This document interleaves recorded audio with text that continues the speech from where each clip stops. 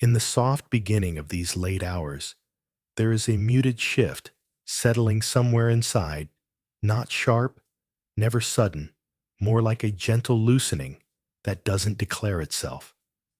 It doesn't aim toward anything or try to open anything. It simply takes away the faint rigidity that stayed wrapped around your thoughts earlier.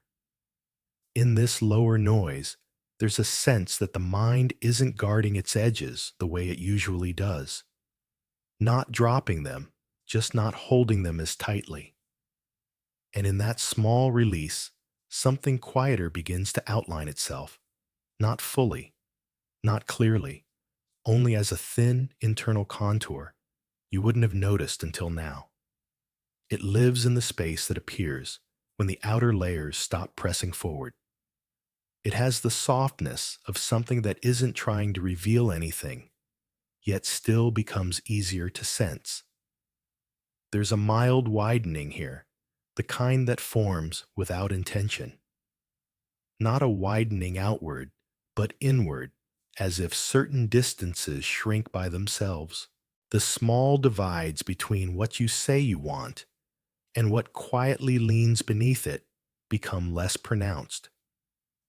You don't investigate the difference, you just notice the ease with which both layers sit beside each other in this dim tone. In this soft beginning, honesty doesn't feel like something you reach for. It feels like something that steps a little closer on its own when the rest of the noise grows faint. The first moments of this night state carry a texture that isn't present earlier in the day. It's not more serious, not more profound, just less crowded. Thoughts don't compete. They drift in the same quiet depth. The surface of your mind stops leaning outward toward tasks or expectations. Instead, it softens inward, creating a muted atmosphere where things that felt irrelevant earlier begin to hold a subtle outline. And they don't appear with certainty. They appear with softness, the kind that makes them easier to acknowledge without turning them into conclusions. There's a faint sense that the internal weight rearranges itself, not switching places, but easing its distribution. The parts of you that wanted to stay hidden don't push forward, but they also don't retreat. They occupy a more open space. You might not even call it openness, more like a gentle absence of pressure. That absence allows smaller, quieter truths to linger without resistance, the kind that never needed volume to begin with. They exist in a tone that only becomes possible when the night quiets everything else. In this softened beginning, your mind isn't trying to understand anything. Understanding would require effort, and effort is absent here. Instead, there's recognition, wordless, slow drifting. Recognition that happens the way a slight shift in temperature happens noticeable only when you're still enough to feel it.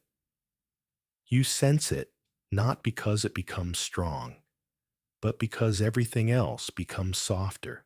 And in that muted difference, it's easier to know which thoughts belong to the outer world and which belong to the deeper unspoken place within you.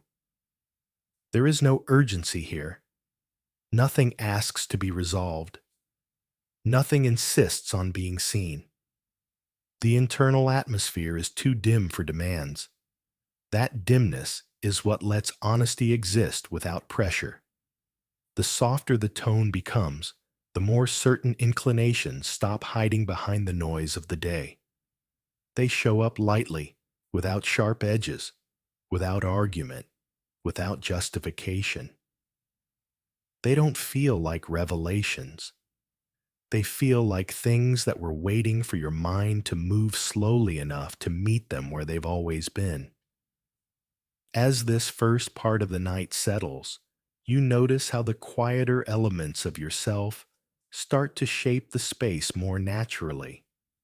They don't take over, they become noticeable. You sense a slight internal leaning, almost imperceptible, that suggests what actually matters beneath the surface of your usual thoughts. It doesn't rise dramatically. It rises gently, carried by the dimness that removes the weight of everything non-essential. And in that removal, you're left with a softer version of truth, one that exists without needing to be named. This early phase holds a rare neutrality, not the emptiness of detachment, but the calm of lowered interference. In this calmer texture, you're less concerned about whether something is right or wrong, important or unimportant. Instead, you sense what simply continues to exist, even when you're not trying to hold on to it. That persistence carries a quiet honesty, something steady enough to remain after the outside world loosens its grip on your mind. The mind in this softened state doesn't run from anything. It doesn't run toward anything either. It rests in a way that reveals how some truths never needed clarity, they only needed quiet. You don't try to catch them. You just feel them forming a subtle presence. It's a presence without shape, without answer, without direction, but unmistakably there. The night gives this presence room, and the room gives honesty a faint but stable tone. Toward the end of this first quiet shift, there's a settling, not final, not complete, just a settling of your inner noise. The deeper parts of yourself aren't louder. They're simply more reachable. You can feel the difference between layers without peeling anything back. The honesty that begins here is not the honesty of confession. It's the honesty of lowered resistance, of softened filters, of gentle internal space. A beginning shaped by nothing more than the dim quiet that lets you sense what you otherwise overlook. There's a quiet widening that appears once the first layer of the night has settled, a widening that doesn't push outward but thins the edges of whatever you usually keep filtered. It isn't a dramatic spread or a sudden openness. It feels more like a subtle easing in the space between thoughts, an easing that makes things previously blurred sit a little nearer, though not any clearer. This gentle pull isn't a shift in direction, it's a shift in distance.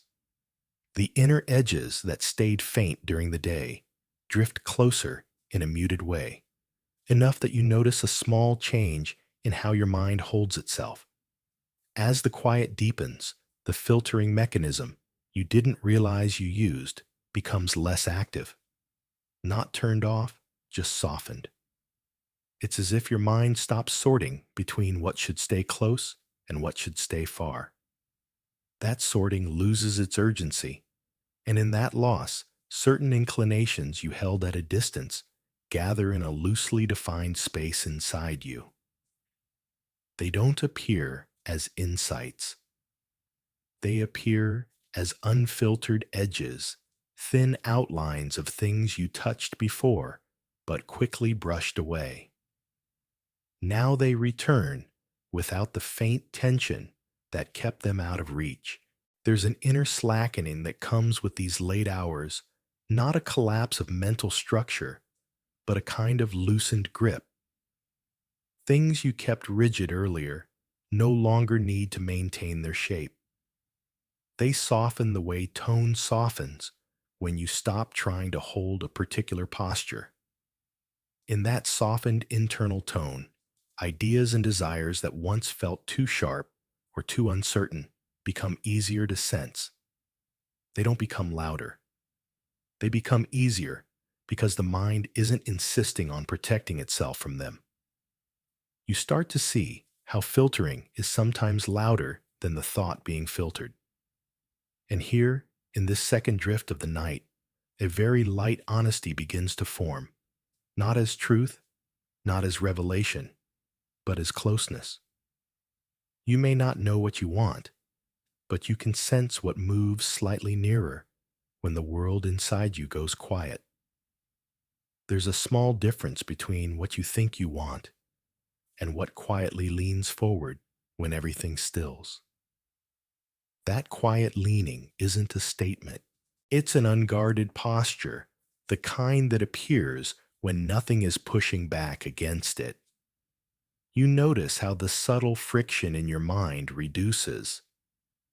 During the day, that friction keeps you aligned with expectations, your own others, the ones that echo around you, even when you don't think about them.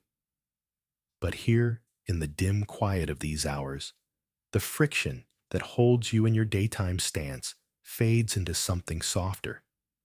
Not gone, just quieter. And without that friction, the unfiltered parts of you stop resisting their own presence. They spread out, gently occupying internal space with less hesitation. There's a moment in this part of the night when the deeper parts of you don't feel distant. They feel suspended in a soft tone, neither demanding attention nor avoiding it. These parts aren't new. They simply weren't allowed to stay present earlier. You sense wants that don't fit neatly into what you tell yourself. They hover with a faint texture shaped not by clarity, but by sincerity. A sincerity that doesn't need your approval to exist. It's a sincerity born from the absence of external noise, not from the presence of insight. This gentle pull isn't an emotional pull. Emotions would be too bright for this hour. It's more like an inclination that has been waiting, not hiding, but waiting for enough stillness to be noticed. The night provides that stillness. And in this stillness, the mind shifts from managing itself to observing itself. The difference is subtle, but important management requires effort. Observation requires quiet. In quiet, the things you resisted earlier come into view, not fully, but enough to sense their outline. There's a small softening in the tension between surface wants and deeper wants. Not a confrontation, just proximity. When these layers move closer, you don't feel overwhelmed. You feel slightly more honest, simply because there's no energy left for pretending. Pretending requires forward motion.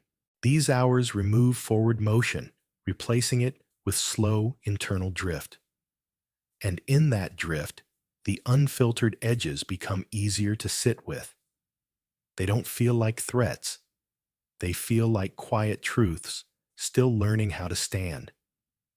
You may notice a muted contrast forming inside you, a gentle line between what you usually admit and what you let yourself sense only now. The contrast doesn't ask you to choose between these layers. It only shows you that they coexist. And in this coexistence, honesty becomes less about what you declare and more about what you no longer ignore. Ignoring takes energy. These hours remove that energy. They leave you with a faint recognition of what stays present when all effort dissolves.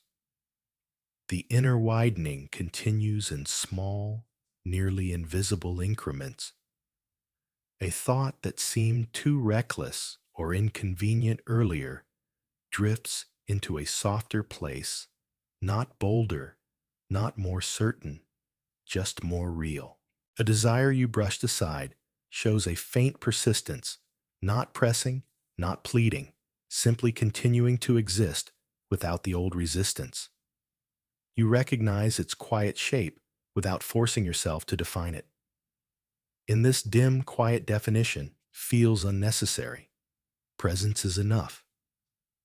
There's a sense of inner alignment beginning to stir, not as a decision, but as a natural result of lowered filtering. When you're not busy narrowing your focus or protecting a particular narrative about yourself, the genuine parts of you rise into view on their own. They don't replace anything. They join what was already there. That joining is soft, almost imperceptible, but undeniably honest. Honesty that doesn't announce itself is often the most stable form. Toward the end of this second drift, the internal space feels slightly more spacious, not empty, just less controlled. The wants that return do so without edge. The thoughts that drift closer carry a tone of quiet neutrality. Nothing asks to be acted upon. Nothing pushes toward clarity. You simply feel the gentle pull of unfiltered edges, the early stage of noticing what you actually lean toward when there is nothing left to resist. And in this subtle space, the honesty remains low arousal soft and quietly revealing, not through sharp truths, but through the way, distance inside, you become shorter and easier to feel. There is a slow drift that begins once those softened edges have settled, a drift that doesn't take you anywhere new, but lets what was already near slide into a quieter focus. It isn't movement in the way you normally think of it. It feels more like a gentle rearranging of distance, an internal shift, where some things float a little closer, others fall slightly back, all without intention or direction. This drift happens the way a faint change in tone happens subtly, gradually, almost without your awareness, until you notice the texture of your thoughts no longer feels the same as it did an hour ago. You start sensing how certain ones you might have dismissed earlier don't retreat the way they usually do. They don't push forward. They simply stay occupying a soft presence. The daytime mind often presses them into corners, not out of fear, but out of the busyness that creates its own sort of distance. Here, there is no busyness, no urgency. And in the absence of motion, these wants drift into a muted proximity.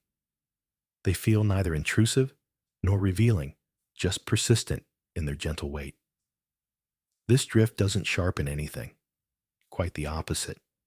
It blurs the internal outlines just enough that they become easier to touch. Clarity isn't the goal of this hour. Clarity would be too bright. What you get instead is a dim coherence. Thoughts that were scattered earlier fall into a loose, quiet pattern. You can sense their relationship to one another without needing to sort or label them. The drift pulls them into a soft orbit, letting each one settle where it naturally leans. There is something steady about how muted wants behave in this low noise state. They don't jump. They don't twist. They don't try to solve themselves. They simply exist. And the more they exist without resistance, the more recognizable they become. Not fully, not in any way that feels like revelation, but enough for you to feel their faint gravity. Gravity, without force, only presence. In these hours, the mind stops holding its usual shape. You feel it in the way your thoughts lose their sharp boundaries. During the day, boundaries help you navigate. They help you categorize, manage, filter. But now, the boundaries that separate what you want, what you think you want, and what you pretend you want become soft enough that their differences are perceived instead of enforced. The drift lets them merge slightly, and in that merging, you feel hints of sincerity appear in places you've been ignoring. There's a subtle heaviness here, not weight, but density. The density of something that has been pushed aside repeatedly, yet hasn't dissolved. You notice it because the drift slows enough for it to rest closer to your awareness. Not an emotional heaviness, more like the muted density of a thought that has been waiting quietly. It doesn't demand anything from you. It only drifts near enough to sense its outline. As this drift continues, you become aware of how internal noise usually disguises certain wants, not hides them, disguises them, makes them look like passing impulses or irrelevant distractions. But when the night smooths out the noise, those disguised fragments lose their camouflage. You begin to see how often you misinterpret them as momentary fluctuations, when in reality, they're quieter truths that don't compete for space. They surface through stillness, not strength. The drift also changes the rhythm of your thoughts. The usual flow, linear goal-oriented structure loosens and becomes something more circular, more ambient. Thoughts return instead of moving forward. They echo softly, not as repetition, but as reconsideration. They come back with less friction, carrying a tone that feels more genuine because there's no pressure attached to them. You feel this in the way a previously rejected desire settles near you again this time without the weight of expectation. Nothing asks you to commit to these returning pieces. They don't ask for decisions. They don't ask for naming. They only ask to exist. And in their existence, you understand something subtle. Honesty often lives not in the bold declarations, but in the thoughts that continue returning even when you push them away. Their persistence isn't loud, it's steady. The drift reveals that steadiness. You begin to recognize which parts of yourself don't disappear when everything quiets down. The ones that stay through the drift carry a different texture from the ones that fade. Not more important, not more meaningful, just more real. They feel like the soft structure beneath all your noise. Not the answers, not the conclusions, just the quiet center you rarely meet in daylight. The drift changes your relationship to discomfort too. A thought you avoided earlier doesn't feel as sharp now. Without the amplification of daytime pressure, it loses its edge. It becomes something you can sit beside without tightening. The drift has a way of removing sting, letting internal contradictions coexist without conflict. It doesn't solve them. It softens the space around them. In this softened environment, you also sense which wants dissolve entirely once the noise is gone. These are the wants shaped more by habits or expectations than by sincerity. They lose their form, quickly fading into the background when the mind no longer fuels them. You notice their absence, and that absence tells you something. Anything that disappears this easily was never yours to begin with. As the drift deepens, you feel a strange kind of easing, a lowering of internal resistance. You're not more honest because you're trying to be. You're more honest because resistance requires energy, and these hours don't provide that energy. You're left with the raw, low-volume truth of whatever stays present after everything else dims. Toward the end of this slow drift, the muted wants that linger feel stable in their faint presence. They're not fighting for recognition. They're simply there. And in their quiet persistence, you sense the beginning of a truth that doesn't need clarity or articulation, only space. Space that the night gives freely, without expectation, without pressure, without demand. The drift brings them closer, not because they want to be seen, but because you finally stop moving long enough to notice what has been leaning inside you all along. There's a faint inner movement that begins once the drift has had time to settle, a movement so quiet you might mistake it for stillness if you weren't paying attention to the way certain thoughts shift their position inside you. It isn't motion in any familiar sense. There is no direction, no pull forward, no slide backward. It's more like a soft rearrangement of internal weight. Something leans a little more to one side. Something loosens from where it has been held. something small, breathes in a space that wasn't available before. You feel it, not as change, but as tone. A tone that deepens slightly the way dimness deepens when light fades a fraction more. This inner movement does not assert itself. It arrives as a minor shift beneath the surface of your thoughts, a subtle redistribution that tells you something inside is reconfiguring just enough to be sensed. During the day, these shifts are drowned by everything: external pressure, speed noise, expectation. But here, in the night's reduced atmosphere, that background fades, and the internal becomes detectable in a way that doesn't require effort. You don't try to perceive it, you simply notice it because nothing is loud enough to hide it. The movement feels like the soft alignment of layers that were slightly out of sync before. Not misaligned, just not fully together. As the night deepens, these layers come closer, sliding gently into a more coherent position. You sense the convergence not through clarity, but through a muted feeling of things beginning to share the same internal temperature.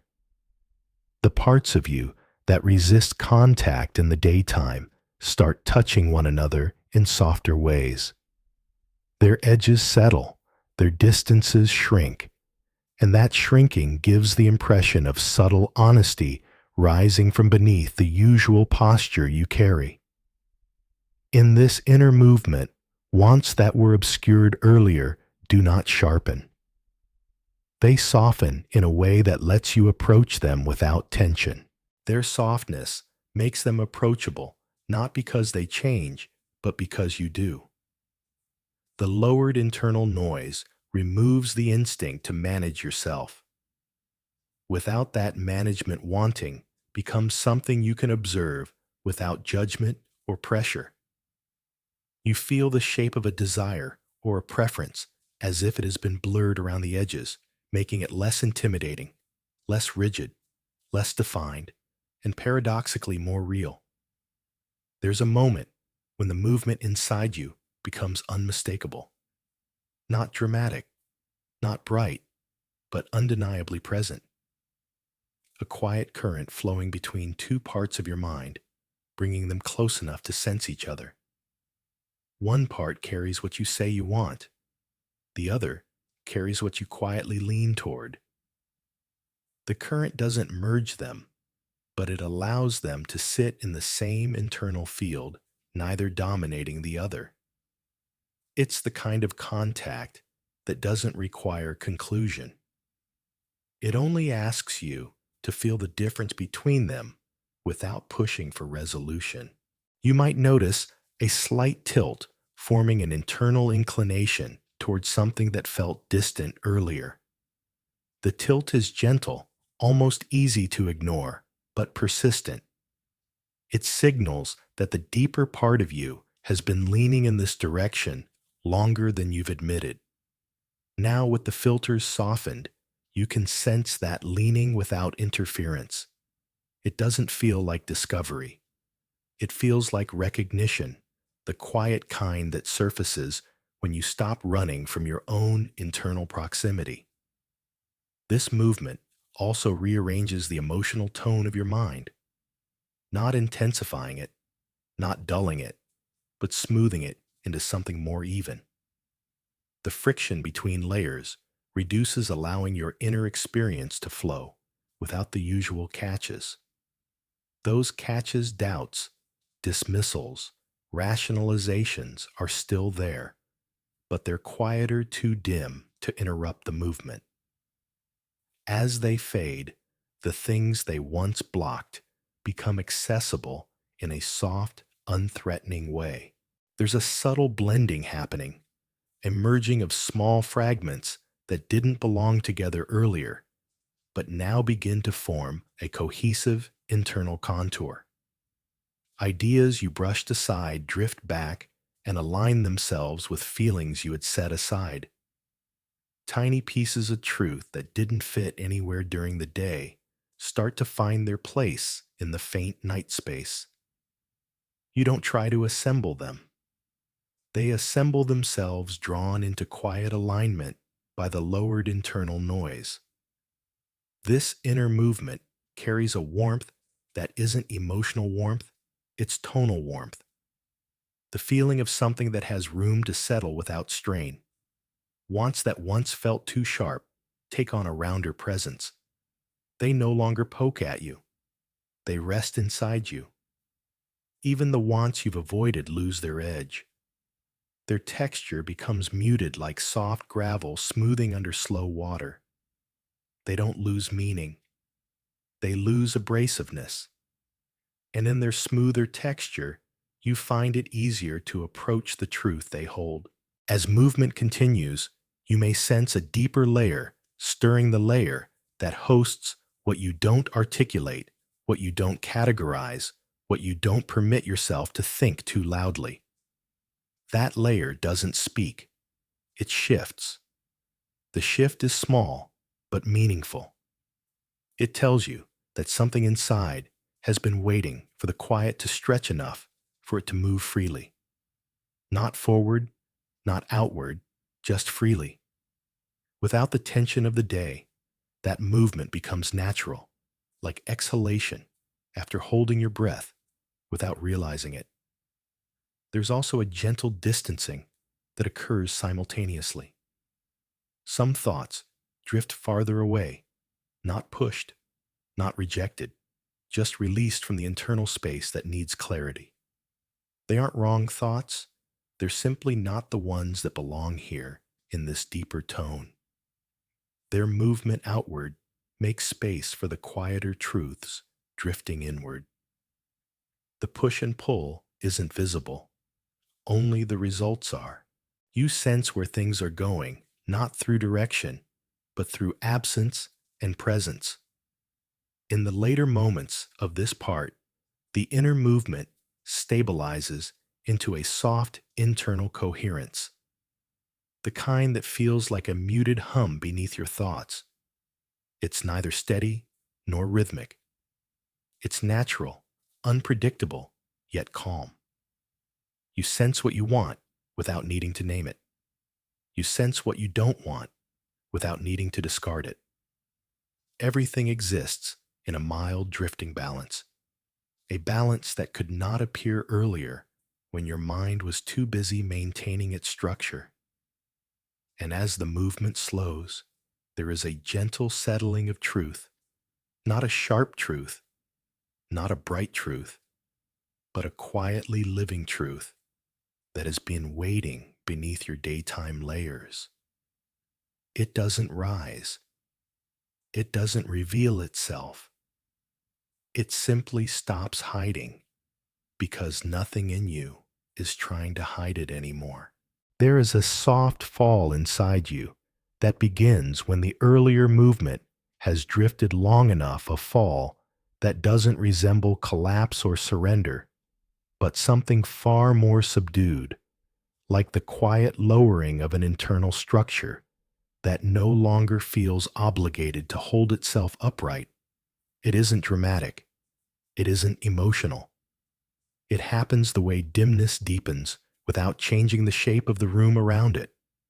A gentle release, barely perceptible but unmistakable in the tone it leaves behind. This subtle fall is not the dropping of truth. It is the dropping of pretense, those small unconscious tensions that keep you aligned with the version of yourself you think you're supposed to be.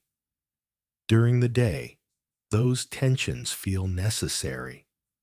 They prop you up, give you direction, maintain the illusion of certainty.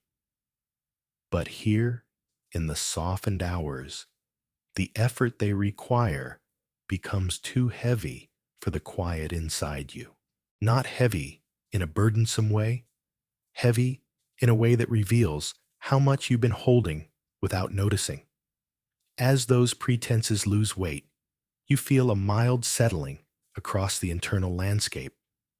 The parts of you that once clung to certain narratives or avoided certain wants stop clinging. They don't release with drama. They release with ease. You sense it as a downward drift in the emotional tone, not sadness, not relief, just a lowering of unnecessary elevation, almost like your mind stops standing on its toes. In this lowered internal tone, sincerity begins to rise, but not sharply, not in clear statements, not in revelations. It rises like a soft glow beneath the surface, an unforced honesty that becomes possible only when the structures that once kept it obscured start losing their rigidity. You aren't trying to be honest. There is simply less energy available to sustain anything that isn't. The soft fall also removes the thin layer of performance you use without realizing it. Performance not as an act, but as alignment, aligning with the roles you carry, the expectations you believe you should fulfill, the image of yourself that helps you navigate the daylight hours. At night, those roles dim, not because you reject them, but because they require tension to maintain, and tension is incompatible with the quiet of these hours. In the absence of that tension, the facade, however subtle, drifts downward. This falling away doesn't reveal new truths. It reveals old truths that were simply held behind too many layers of structure. You notice them now because your mind is no longer defending the distance between your stated wants and your actual wants. That defense needs reinforcement. In the quiet, reinforcement dissolves, and with it, the divide softens. There's a moment in this fall where the contrast between your performed self and your quieter self becomes faintly visible, not in conflict, not in confrontation, just visible. The daytime version of you isn't wrong. It's just shaped by noise. The nighttime version isn't purer. It's simply unfiltered. You feel both at once, and their coexistence brings a muted recognition that honesty is not something you choose. It is what remains when you stop choosing what to ignore. As this internal fall continues, you sense that the deeper wants you've kept behind structured thoughts are no longer held apart. They drift upward, not as declarations, but as subtle inclinations that feel more natural than the polished desires you articulate in daylight. They don't ask to be acted upon. They don't ask to be prioritized.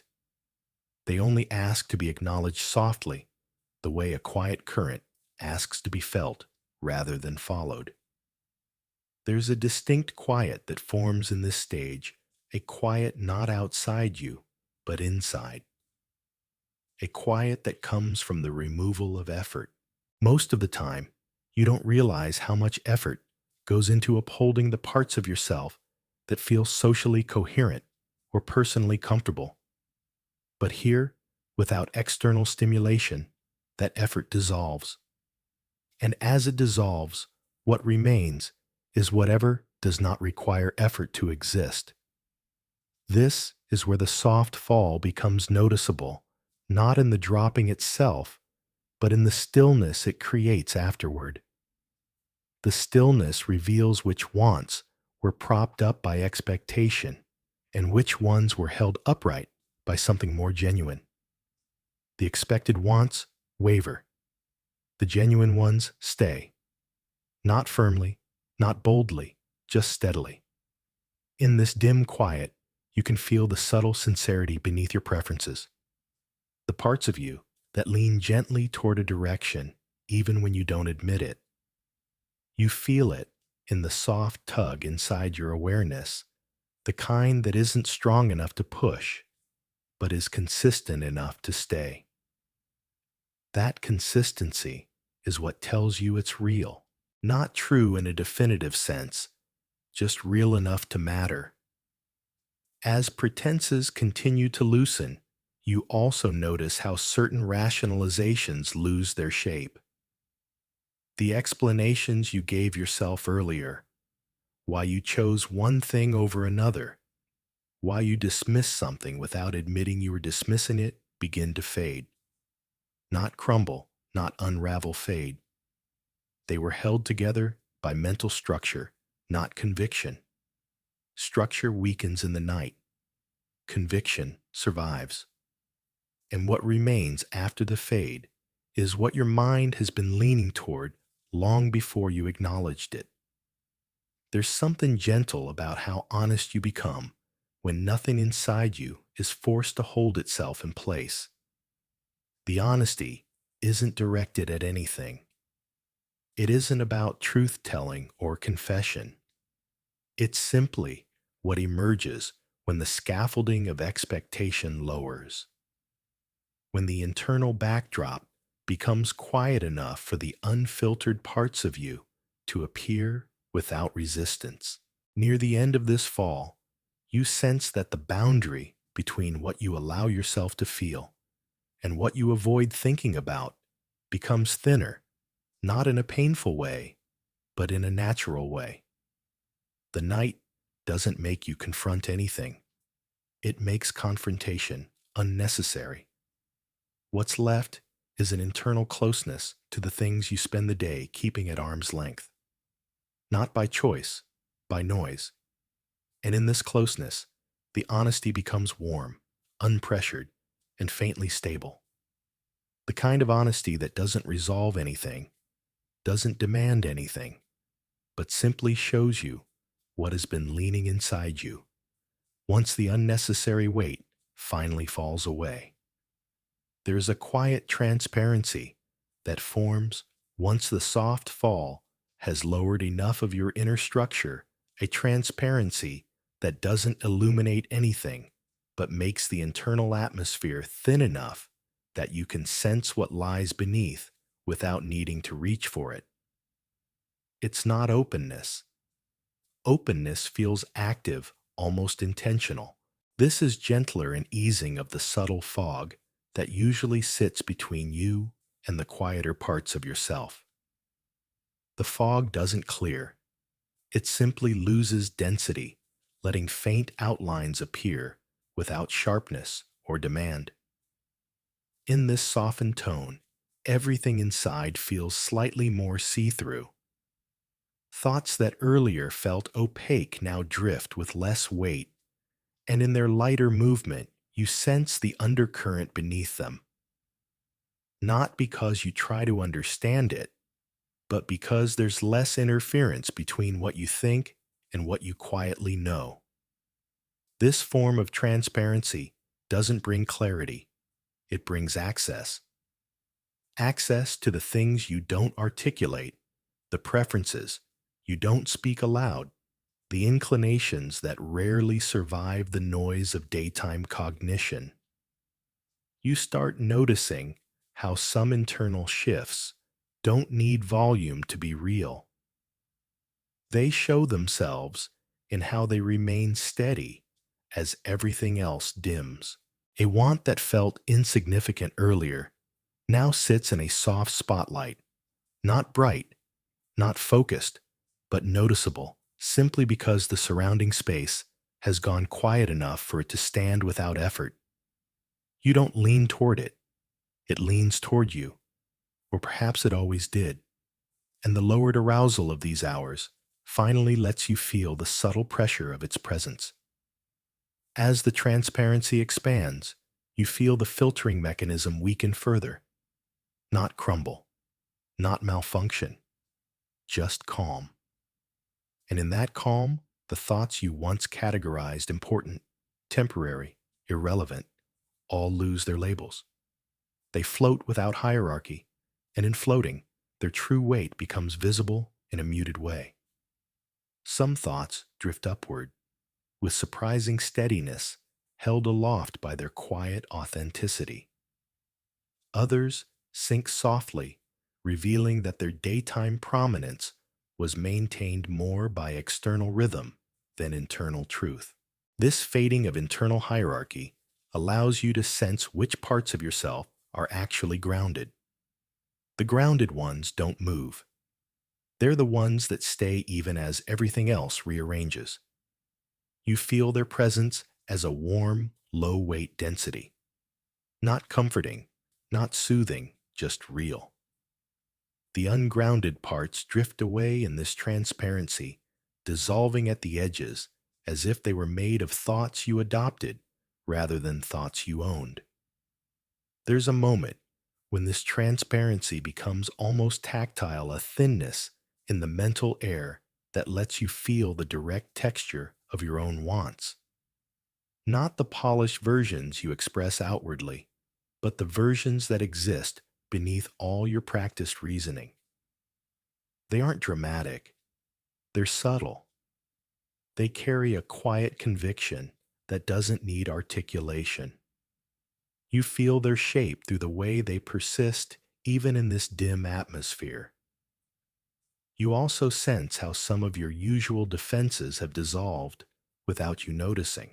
During the day, these defenses act like filters, softening, blocking, reframing. But in the late hours when you're too mentally tired to maintain them, they slip. Their slipping exposes a more direct path to the inner layers. Not a shortcut, just the natural path that was always there before it became blocked by habit. Through this path, faint truths glide into view with a softness that keeps them from feeling overwhelming. This transparency makes it easier to recognize when you're drawn to something, not because it is right, but because it feels familiar. Familiarity and honesty are not the same, yet they often blend in daylight. In this night state, you can sense the distinction. The familiar thoughts float lightly, they don't anchor. The honest ones sit with weight even when they're faint or inconvenient. And without active filtering, you can feel the difference between attraction and authenticity in a way that doesn't require effort.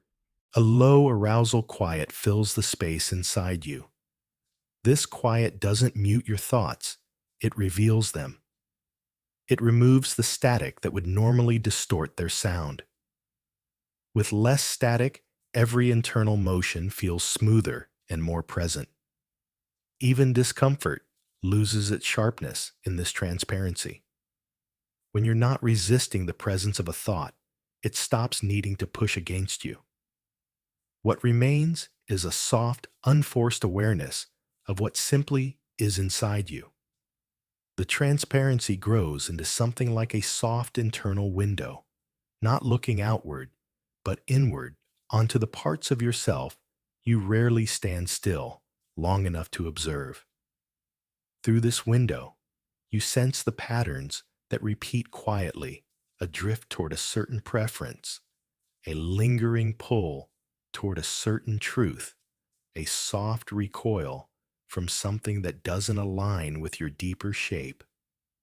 None of these patterns are new. They just become visible when your inner noise stops swirling around them. As this transparency stabilizes, your internal priorities reveal themselves without being declared. You can tell which wants belong to the core of your mind by the way they maintain their shape, even when everything else feels fluid. They don't ask for more attention. They simply don't disappear. Their persistence in this dim clarity tells you more than any explicit conclusion could. There's a subtle honesty that comes through in this stage, an honesty that doesn't sharpen anything, doesn't demand admission, and doesn't push you toward realization. It just exists. Its existence is enough to shift the tone of your awareness. You feel more truthful without saying or acknowledging anything specific. The truth here is ambient absorbed rather than identified. Toward the end of this part, the transparency reaches a state that feels almost weightless. The mind isn't empty, it's unburdened. Unburdened from structure, from performance, from urgency. In this unburdened space, you sense what remains steady when everything else loses definition. Those steady pieces aren't loud or bright. They're steady precisely because they don't need to be. And as the transparency holds, you recognize that the night doesn't make you honest by adding anything. It makes you honest by removing everything that isn't needed. What's left is the quiet truth of what you actually lean toward, faint but undeniably present in the thin, dim clarity of these hours. There's a lowering that begins once the inner transparency has thinned enough of the noise, a downward shift that doesn't feel like sinking or slipping, but like the soft descent of something that has been floating too high for too long. It isn't dramatic. It isn't heavy. It feels more like an internal settling and easing into a lower register where the mind stops hovering above itself and begins to rest closer to its deeper layers. This lowering isn't forced. It happens on its own, the way a quiet sigh happens without intention when tension has finally loosened. In this lowered state, thoughts take on a slower weight, not burdensome, not dense, just slower. Their pace changes, their texture changes. The quick, light movements of daytime cognition dim into something more grounded, more inward. This grounding doesn't anchor you. It simply reduces the height at which your mind usually operates. The lowered altitude lets you feel the warmth of your deeper wants, not brightly, but as a muted hum beneath everything else. This descent reveals how much of your day is spent holding yourself above the quieter parts of your mind, hovering in a place where action, responsibility, and expectation dominate. Here, in the late hour settling, that altitude drops. Not rapidly, not noticeably at first. The mind just stops lifting itself. And when it stops lifting, you sense a proximity to the unspoken things you store further down, the things you rarely acknowledge, because acknowledging them requires calm rather than clarity. As the lowering continues, the layers inside you begin to align differently. The surface thoughts soften, while deeper ones rise slightly, meeting somewhere in the middle. It isn't a merging. It's a brief encounter, just long enough for you to feel the quiet difference between what you claim and what you truly lean toward. This difference has been there all along, but you needed the lower register to sense it, because sincerity often speaks in tones too dim to be heard at higher levels of awareness. There is something almost restful about this descent. Not rest in the physical sense, rest in the internal sense. A rest from posturing, a rest from managing, a rest from the quiet effort you expend, maintaining the distance between your outer self and your inner one. In this lowered tone, those efforts fade. Without effort, what remains is whatever holds itself upright naturally. You notice that some wants fall with you, remaining present in this dimmer region. Others evaporate the moment the altitude changes. In this internal descent, even uncertainty loses its sharpness. The fear of not knowing what you want becomes less intimidating when everything inside is quieter. You can sense the shape of a want without needing it to be certain. Certainty feels too bright for this hour anyway. The night lowers both your defenses and your demands. You don't need to know anything. You only need to feel what drifts close when everything else is falling away. This lowering also reveals how much of your daytime wanting is shaped by momentum, external rhythms, habitual responses, ideas you mimic without realizing it. In the lowered tone of these hours, momentum dies out. Things stop moving simply because they had been moving, And what stops moving first is often what was never yours to carry. What keeps moving, even in slow motion drift, is what belongs to you on a deeper level. You can sense this difference in the way certain thoughts maintain their presence despite the descent. They don't fade with the rest. They don't lose relevance. They hold a muted consistency as though they have been anchored in your mind long before you consciously admitted them. Here in the low register, their quiet pull becomes noticeable, not convincing, not persuasive, just quietly persistent. There is also a soft dulling of conflict in this lowered space. Conflicts need energy to exist. They require tension, urgency, resistance. As your internal tone drops, those elements dissolve. Conflicts don't resolve. They simply lose the fuel that keeps them alive. Without fuel, what remains is the subtle leaning beneath the conflict, the part of you that knows which direction feels more genuine, even if you're not ready to act on it. That leaning emerges softly free from the noise that once disguised it. The descent brings you closer to a region of your mind that doesn't speak in thoughts, but in tendencies. The faint tendencies that guide you quietly, even when you insist they don't matter.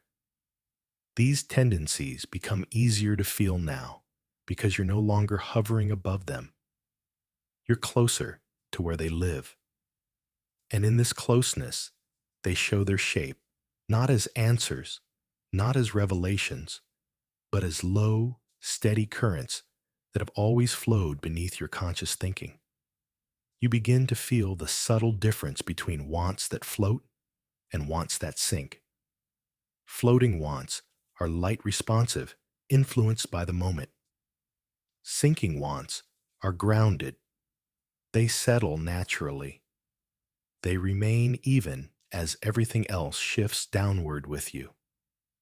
It's in this downward shift that you recognize which wants continue to hold their form without the support of external excitement or pressure. The lowering also gives you an unusual permission, the permission to let things feel unfinished. In the day, you rush to conclusions. You seek certainty. You try to define everything. But here, the lowered tone removes the urge to finalize anything. You don't need to reach an answer.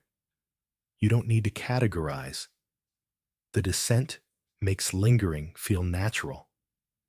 And in that lingering honesty comes through more clearly, because it isn't forced to become anything more than what it is. As the lowering stabilizes, the quieter parts of your mind become easier to inhabit. You sit closer to the truths you avoid, not in confrontation, but in proximity. This proximity is gentle. It doesn't demand understanding. It simply brings you near enough to recognize that some wants do not disappear. When the mind lowers, they become more noticeable. Near the end of this part, the descent reaches a steady depth. You're not at the bottom of anything. You're just low enough to feel what usually hides beneath the surface when your mind is too elevated, too busy, too outward. In this depth, everything feels closer, heavier in the softest way, and more honest in a tone that doesn't require explanation.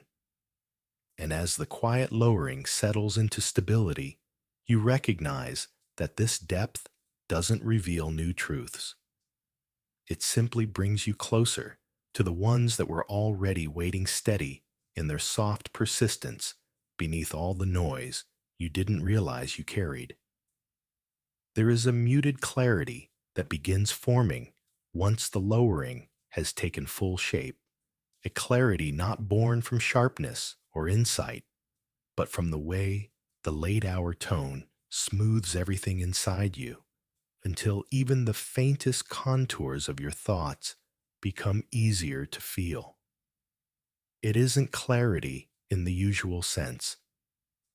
There is no brightness, no revelation, no sudden understanding. Instead, there is a thinning in the internal atmosphere, a gradual softening that lets certain truths appear in a gentler, more perceivable way.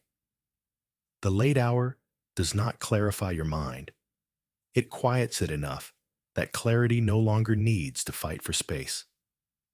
In this softened environment, every thought seems to move more slowly, as though the night has wrapped a calm around them that prevents them from rushing past each other. Their slower pace makes them more visible, not because they shine, but because they no longer blur. You sense the faint edges of things you couldn't touch earlier.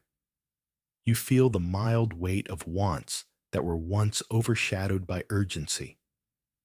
You notice how the absence of noise allows the smallest parts of you to hold their shape long enough for you to sense them without effort. This muted clarity is not about answers.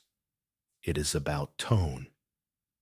A tone that reveals without pushing one, that allows thoughts to sit long enough for their true weight to become recognizable. During the day, weight is often mistaken for significance. Here, weight simply indicates persistence, the things that remain, even when the mind has quieted to its lowest register. And as these persistent thoughts hover in the dim quiet, you begin to feel which ones have stayed with you, not because you chose them, but because they belong somewhere deeper. The late hour quiet brings a certain transparency to your internal contradictions, not to resolve them, but to make them less conflicting. Contradictions usually need the momentum of daytime energy to stay alive. Without that momentum, they lose their sharp edges, dissolving into something more neutral. You can sense both sides of yourself without needing to choose between them. The muted clarity allows difference to coexist inside you without friction. You learn in this dim moment that honesty is not about resolving conflict. It's about noticing which parts of you remain steady despite it. As the clarity deepens, you feel a shift in the emotional tone of your thoughts. The feelings that once felt too loud become softer. The feelings you ignored become more noticeable. Nothing grows stronger. Everything grows quieter. And in that quiet, the things that were too subtle to catch earlier now move with enough presence for you to sense their direction. Their direction is never loud or precise. It is felt as a low internal lean, a leaning that has existed for far longer than you realized. This is the hour when previously blurred distinctions become faintly visible. You can tell the difference between desire and distraction, not because one grows brighter, but because the other fades naturally when the noise that sustained it disappears. Distractions require stimulation. At this hour, stimulation dissolves. What remains are the thoughts and wants that do not depend on external rhythm to exist. You notice them because they continue moving inside you even as everything else falls still. The muted clarity also affects your sense of self, not in a dramatic shift, but in a soft correction. The self you maintain during the day, a composite of roles, responsibilities, reactions, feels less necessary. The late hour removes the outer scaffolding, leaving behind an unstructured core that does not try to perform or uphold anything. In this unstructured state, you glimpse the quieter version of yourself, the version shaped not by expectation, but by internal inclination. That inclination hums beneath your awareness, steady and unforced. You might feel a slight widening in your internal space, not expansive, just open enough that thoughts don't collide. With fewer collisions, Each thought feels more sincere, not more important, just more authentic in the way it appears. Authenticity often hides behind speed. These hours slow everything enough that authenticity becomes visible without trying. You don't need to distinguish between genuine and artificial. The artificial pieces lose their form naturally when the environment stops supporting them. As this muted clarity expands, you begin sensing which wants have been waiting in the deeper layers. They don't rise. They don't announce themselves. They simply become easier to perceive. You feel them like a quiet warmth beneath the surface, a warmth that doesn't heat or soothe, but signals existence. Some of these wants you've known for a long time. Others you've suspected, but never admitted. All of them hold their shape more naturally, in the dimness, free from the tension of daylight expectations. There's also a gentle simplification happening inside you. Complexity needs energy to sustain itself.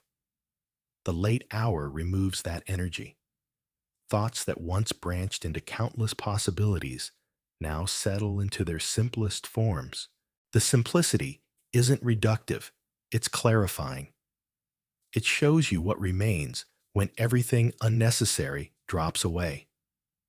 The wants that survive this simplification are the ones that matter, not in a grand sense, but in a quiet personal sense.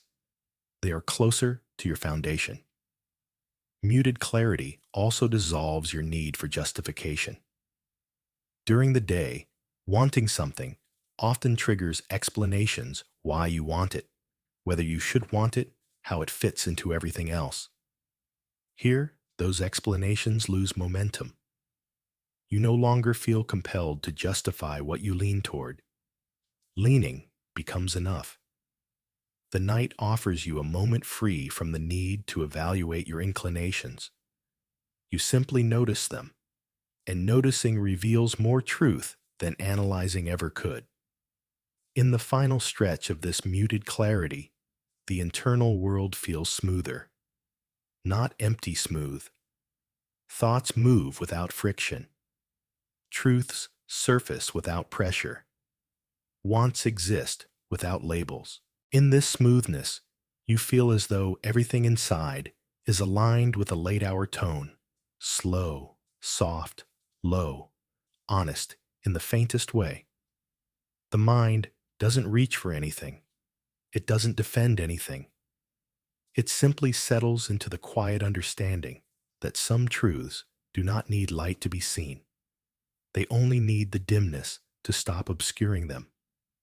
And as the clarity holds, you realize that what becomes visible in these hours isn't new. It is what has always been waiting beneath the noise, revealed now, not by brightness, but by quiet. There is an inner movement that begins once the muted clarity has steadied a movement that doesn't resemble motion as much as it resembles a quiet rearranging of what sits beneath your awareness. It isn't forward. It isn't backward. It's more like a subtle shifting of internal weight, something inside you gliding into a slightly different position, the way a soft echo settles after the sound that created it has already faded. This movement doesn't demand attention. It exists in a tone you only notice when your mind slows enough to feel its faint current. In this inner movement, thoughts no longer rest where they usually rest. They drift not aimlessly, not with force, but with a muted intention you only sense in how gently they reposition themselves. The deeper parts of you begin to lean in new ways, not because they've changed, but because the quiet has allowed them to move with their natural rhythm. That rhythm is slow, dim, unhurried, and its slowness gives you time to sense what normally stays hidden beneath the layered noise of your daytime mind. You might notice how certain thoughts rise from the lower layers, not abruptly, not brightly, but with a soft consistency. They lift themselves just enough to be felt, carrying the kind of weight that isn't heavy but steady. This steady weight reveals something quiet. Some thoughts have been waiting deeper, down unable to surface, because the higher layers were too loud.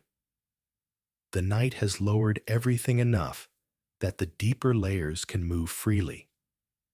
Their movement is subtle, almost like a vibration rather than a shift. As this inner movement continues, you feel a growing awareness of which parts of your mind rest on the surface only out of habit. Some of those surface thoughts begin to sink gently, their importance fading as their internal momentum slows. They were never grounded. They drifted because everything around them drifted. Now that the pace inside you has slowed, they lose the energy that kept them afloat. They fall softly, leaving space for thoughts that were anchored more deeply to rise in their place. This movement also reveals the difference between passing impulse and persistent inclination. Impulses weaken as the quiet thickens. They cannot survive without stimulation. Inclinations remain. Their presence is subtle, but their endurance shows you which directions your mind naturally leans toward when nothing else is pushing it. You do not follow these inclinations. You simply feel them moving as if they have been holding their breath all day and can finally exhale.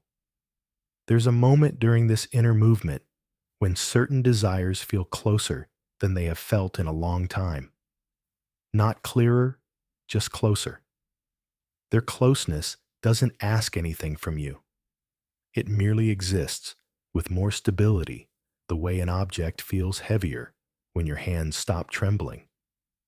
You sense them without questioning them. Their presence is enough. The night provides the kind of stillness where wanting becomes less complicated, less tangled with obligation or expectation. This part of the night introduces a softened friction. Your thoughts move without the resistance they usually encounter. Even the thoughts you avoid drift into the open, not sharply, but with an ease that makes avoidance unnecessary. Avoidance requires tension, and tension cannot survive in a tone this dim. Without tension, internal movement becomes smooth, and in that smoothness, every part of you is allowed to shift to its natural place. The inner movement also brings attention to the things that linger. Some thoughts leave as quickly as they arrived, dissolving into the quiet without leaving any trace behind. Others stay. Their staying tells you something not about what you should do or want, but about what holds a kind of internal gravity. Gravity this soft is easy to miss during the day, but here, where everything moves slowly, you can feel the gentle pull of what matters quietly. You start to sense how your mind rearranges itself in a hierarchy that has nothing to do with logic or importance. It rearranges itself according to depth. Surface thoughts fall. Deeper thoughts rise. Mid-level thoughts drift sideways into softer corners. You don't guide this movement. You observe it, and in observing, you begin to understand which parts of yourself have been waiting for this exact stillness to shift into view. As the movement deepens, you feel less like you're navigating your thoughts and more like you're witnessing them resettle. Their resettling creates a texture inside you almost like a subtle vibration. It isn't clarity. It isn't certainty. It's something gentler, a quiet coherence developing between layers that rarely touch. The deeper layers speak in movements, not words. Their movement toward the surface shows you which wants are rooted in something quieter than desired truth. In the lower brightness of these hours, you can sense how your mind naturally organizes itself when freed from the pressure to perform. Thoughts no longer cluster around what is expected or appropriate. They gather around what feels genuine in a way that doesn't require articulation. You feel this gathering more than you understand it. And that feeling is enough to reveal the quiet honesty living beneath your usual mental arrangements. The inner movement makes everything softer, including the parts of you that once resisted being seen. That resistance dissolves in the late hour quiet. What remains isn't vulnerability, it's proximity. The proximity of wants, impulses, truths, uncertainties, all sharing the same dim space without competing for attention. Their coexistence does not overwhelm you. It soothes you, not because it is comforting, but because it is real in a way daytime rarely allows. Near the end of this part, the internal movement slows into a comforting kind of irregularity. The deeper thoughts drift upward in uneven intervals. The surface thoughts drift away with uneven timing.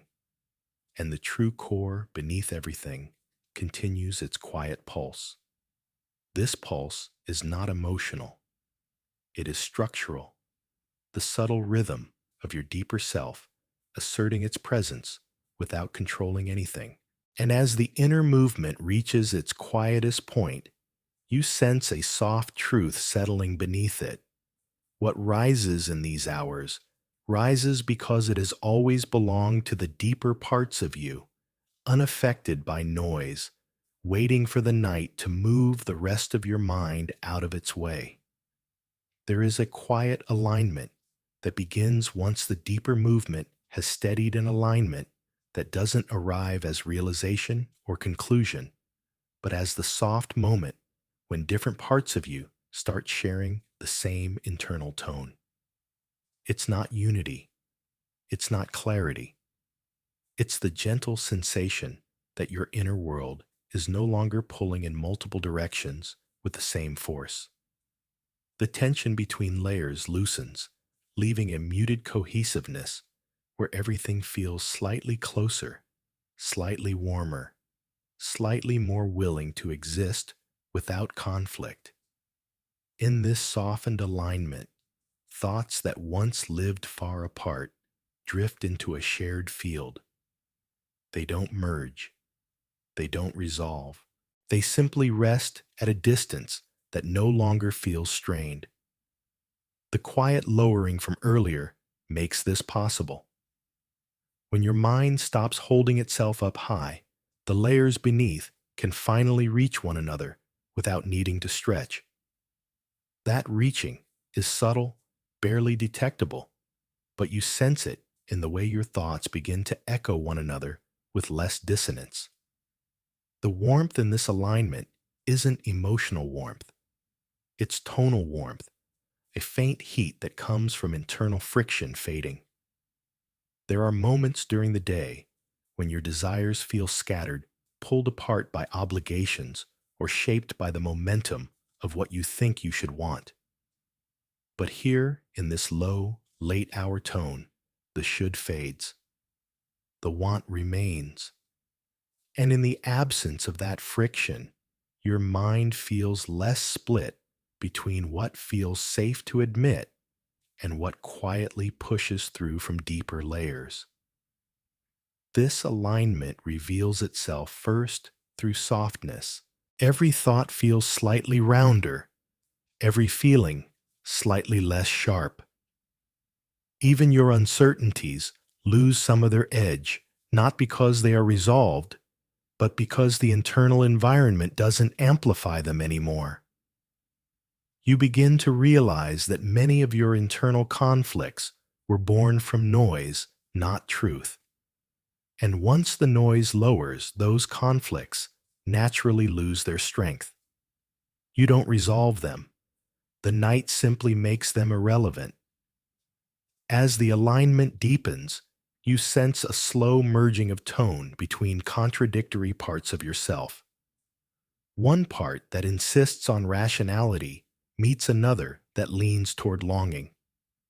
One that prioritizes stability feels the presence of another that quietly craves change. These parts do not argue here. They coexist. The coexistence feels warm, not comforting, but warm in the sense that it lacks resistance. The absence of resistance allows each part to soften into the next, forming a loose network of thoughts that all share the same quiet depth. There's a moment when your internal temperature feels steady. Not balanced steadiness is something different. It's the feeling that the parts of you that once spiked with intensity or dipped into avoidance now hover near a middle tone, a tone that carries no urgency. In the steadiness, wants that were once intimidating take on a softer presence. They seem less like challenges and more like shapes, waiting in dim light, unthreatening, approachable, honest. The quiet alignment also reveals which wants were built from habit or external influence. Those wants lose their structure here. They don't hold up under the low, late-hour tone. They become flat, unmotivated, lacking the internal warmth that real desire carries. In contrast, the wants rooted deeper inside you retain their heat. They glow faintly in this dim clarity, not asking to be chosen, simply showing they haven't faded. You might sense a subtle leaning within yourself, not toward action, but toward honesty. The alignment doesn't push you to admit anything. It gives you permission to feel what has been true without needing to justify it. In the daytime, justification is constant why you want something, whether you should want it, how wanting it fits into everything else. Here, none of that matters. The quiet removes the need for reasoning. Wanting doesn't need explanation. It only needs space. This part of the night makes space without you having to create it. Space for desires that were shelved. Space for feelings that were muted. Space for truths you never gave enough room to breathe. And in that space, certain thoughts stop disguising themselves as something else. They show their actual shape, not neatly, not clearly, but honestly. Their honesty doesn't shine. It settles. It lands in you gently, as if it has been waiting for the internal noise to quiet long enough to approach without being pushed away. As this internal alignment settles, you sense a soft agreement forming between different layers of your mind. An agreement not about what to do, but about what is real. That agreement carries a warmth that feels quiet and deeply internal. It doesn't inspire clarity. It inspires recognition, the sense that you can finally feel the underlying truth of your wants without having to turn it into a decision or a direction. There's another shift that occurs here, even quieter than the alignment itself, the fading of internal pressure. Pressure to choose. Pressure to understand. Pressure to sort your feelings into categories. All of these pressures require energy. By this hour, energy is too dim to sustain them. Without pressure, honesty becomes more effortless. Not spoken honesty, felt honesty. The kind that doesn't require words, because it exists beneath the need for language. You may notice how easy it is in this alignment to sit beside things that would overwhelm you earlier. A desire you were afraid to acknowledge feels less threatening. A truth you didn't want to face feels less sharp. A conflict you avoided feels less urgent. Everything retains its form, but loses its intensity. This loss of intensity reveals what is actually yours, versus what was created by external noise. The things that remain steady in this low arousal tone carry their own faint heat. That heat is the signature of authenticity. Near the end of this part, the alignment deepens into something more coherent, not clarity. Coherence, a soft internal understanding that doesn't depend on logic or explanation. You sense the deeper wants that persist through every stage of quiet. You feel their gentle gravity pulling you toward them, not forcefully, but steadily. And in this steadiness, your mind feels less fragmented, less scattered. The alignment doesn't tell you what to do. It doesn't reveal the meaning of anything. It doesn't give you answers. What it gives you is simpler a moment where your inner layers hum at the same muted frequency, making it easier to feel the shape of what you genuinely lean toward, without pressure, without noise, and without resistance. There is a dim shift that begins once the quiet alignment has steadied itself, a shift so understated that you almost miss it at first. It isn't a turn. It isn't a change of mind. It's more like the soft deepening of an internal tone, something that sinks by a fraction, just enough to alter the way everything inside you feels. The dimness isn't darkness. It's the lowering of excess light, the soft removal of brightness that once kept certain truths at a distance. With less light, the mind stops reaching outward and begins drifting inward toward a depth that was always there but rarely visited. This dim shift doesn't sharpen anything. It rounds the edges even more, softening the corners of your thoughts until they feel like shadows rather than shapes. Shadows, not because they lack substance, but because they exist without the pressure to define themselves.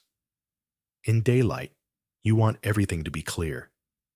In these hours, clarity feels out of place.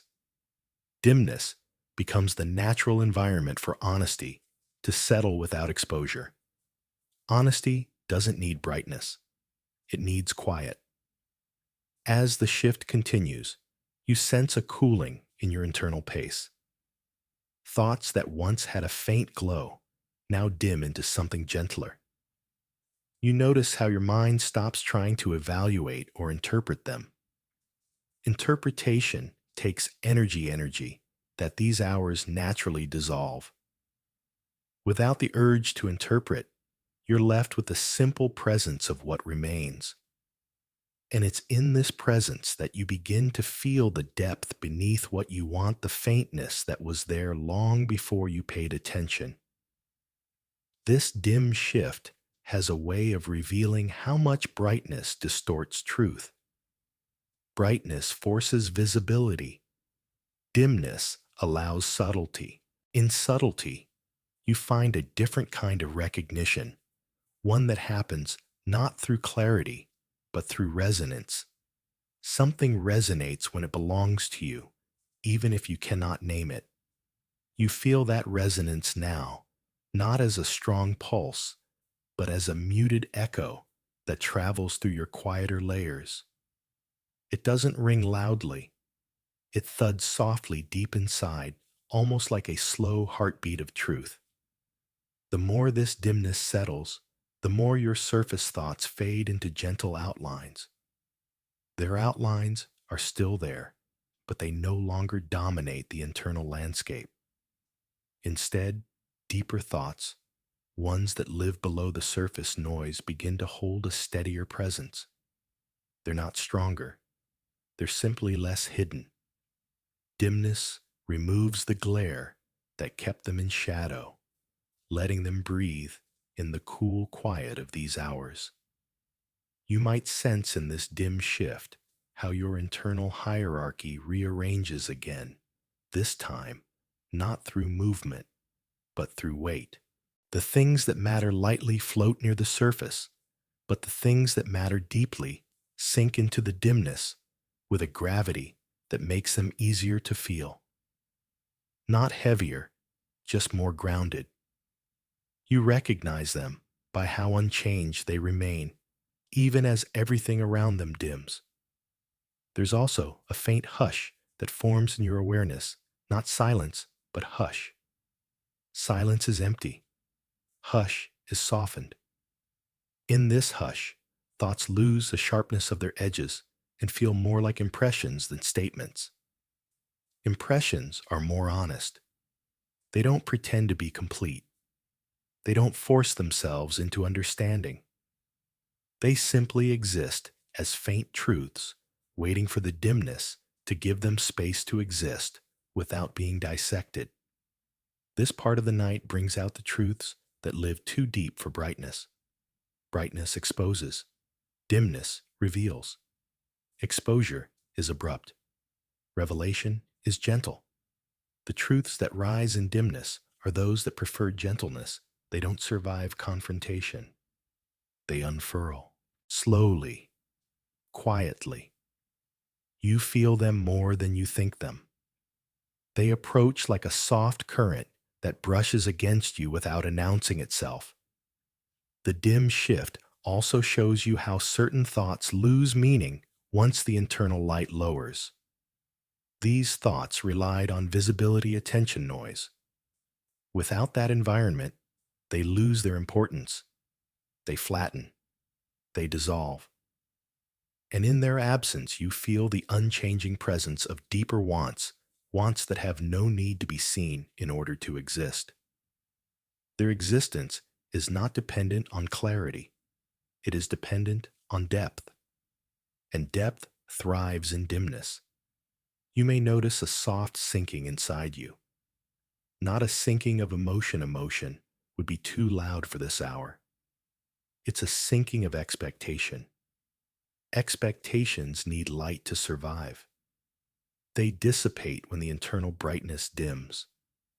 In the absence of expectation, what remains is a shape of honesty that doesn't try to impress or convince. It simply remains. The dim shift reveals it the way dusk reveals silhouettes, shapes truer than details. As the shift deepens, your awareness becomes less about thought and more about texture. The texture of your internal world feels thicker, quieter, smoother. Everything slows into a muted density that doesn't suffocate. It supports. It gives your thoughts a place to rest without scattering. In this density, the deepest parts of you drift upward just enough to be sensed without breaking the surface. You don't need to understand them. You only need to feel the weight of their presence. The dimness also alters the way you process your wants. Wants that relied on excitement lose their spark. Wants that relied on stability lose their necessity. But wants that rely on truth keep their steady tone. Their tone grows more noticeable when brightness fades. You can tell which wants do not depend on light by how clearly you feel them in the dark of your inner world. They do not shrink. They do not flatten. They hold. Near the end of this dim shift, there is a moment where everything feels slightly further away and slightly closer at the same time. Further away from the noise of reasoning, closer to the quiet of recognition. It's a strange sensation distance and proximity merging into a single muted awareness. In that awareness, you sense the truth that clarity often hides the things you want, most deeply do not glow. They hum. And as this part settles, the dimness reveals its final purpose, not to show you what you want, but to quiet everything that prevents you from sensing it. In dimness, truth does not flash. It breathes. There is a late-night density that begins forming once the dim shift has taken hold, a density that doesn't weigh you down, but gathers around your thoughts with a muted gravity. It isn't heaviness. It isn't pressure. It feels more like a thicker layer of quiet settling over everything inside you. The thinness of earlier hours deepens into something fuller, something that holds your thoughts more firmly without tightening them. This density is not about volume, it's about presence, the way certain truths take up more internal space simply because nothing else is competing for it. In this density, thoughts lose their tendency to scatter. They don't run ahead of themselves, and they don't drift as lightly as before. They settle slow and steady, as though the internal air has become too thick for quick movements. This slower settling makes each thought feel more deliberate, even though nothing inside you is deciding anything. Deliberateness emerges naturally when the mind sits in a deep enough quiet. And in this depth, desires you brushed aside earlier gain a softness that makes them easier to hold. The density creates a sense of internal gravity, the kind that pulls faint truths closer without intensifying them. They don't glow or demand attention. They simply stay. Staying is its own form of honesty. What remains present in this deeper quiet is rarely accidental. These lingering thoughts don't survive on momentum.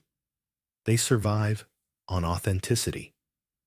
You feel that authenticity in the way they settle with the density rather than rise above it.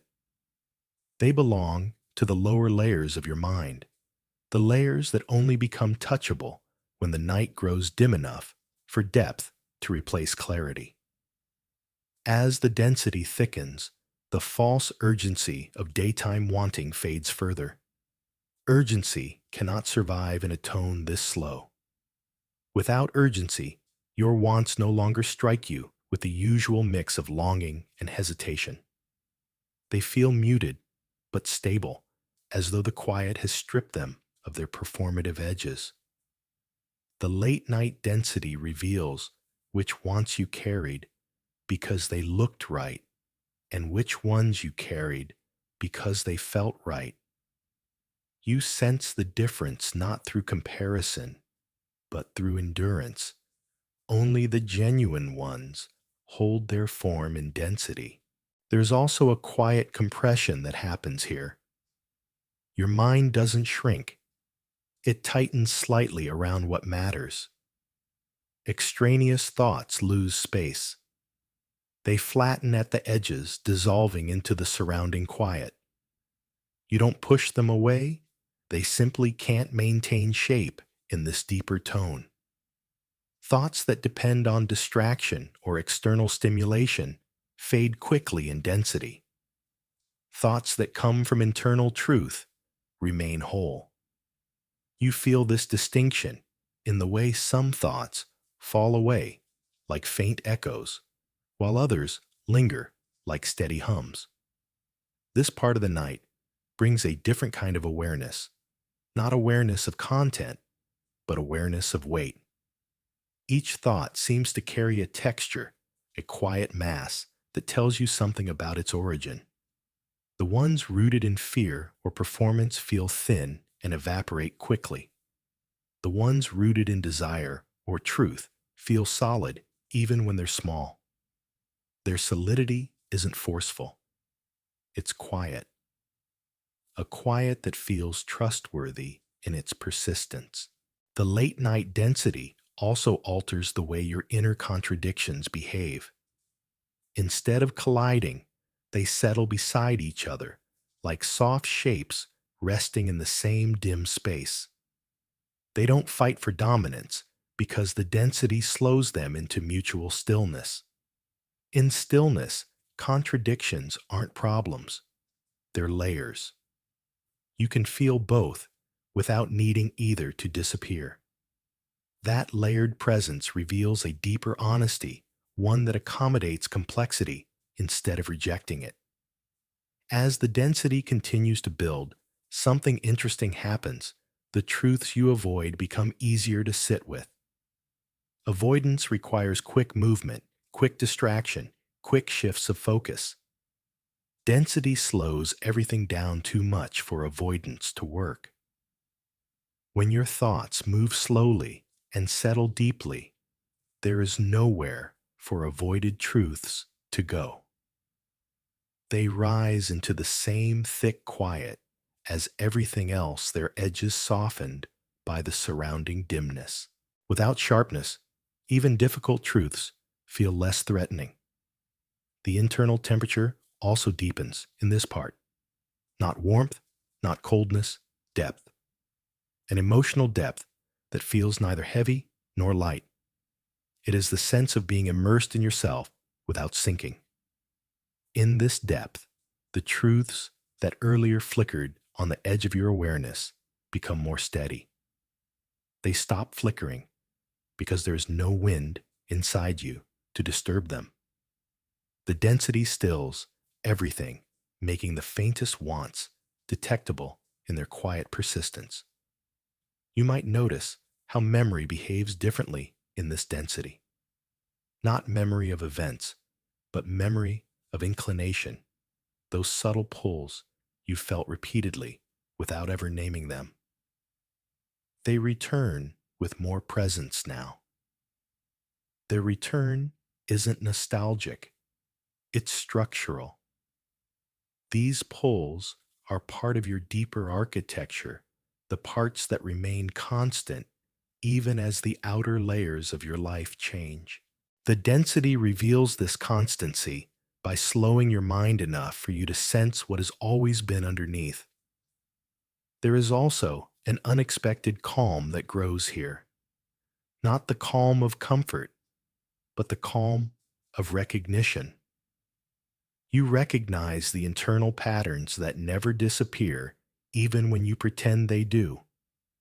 You recognize the wants that don't fade even when you tell yourself they should. You recognize the small truths that continue to surface every time you fall into a quiet deep enough to feel them. This recognition doesn't clarify anything. It settles everything. The late night density has a way of smoothing the jagged parts of your mind. You feel less fragmented, less divided, not because your contradictions are gone, but because the density connects them under the same soft weight. Everything belongs in the same internal atmosphere now, and that belonging makes honesty feel more integrated and less like something you have to force. Near the end of this part, the density becomes almost comforting, not because it soothes you, but because it leaves you no escape from what is steady inside you. What remains in this depth is what matters, and what matters is not always what you expected. You sense the deeper wants resting with a quiet heaviness that feels unmistakably real, even if you cannot define them. And as the density settles into its fullest shape, you realize that truths do not rise because they become stronger. They rise because the night slows your mind enough for their weight to finally be felt.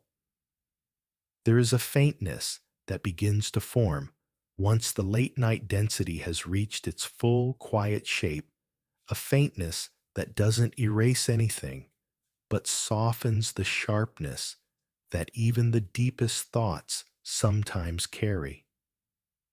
It's not fading. It's not disappearing. It's a gentle dimming of the internal outlines, the soft weakening of edges that makes everything feel a little more distant and a little more intimate at the same time.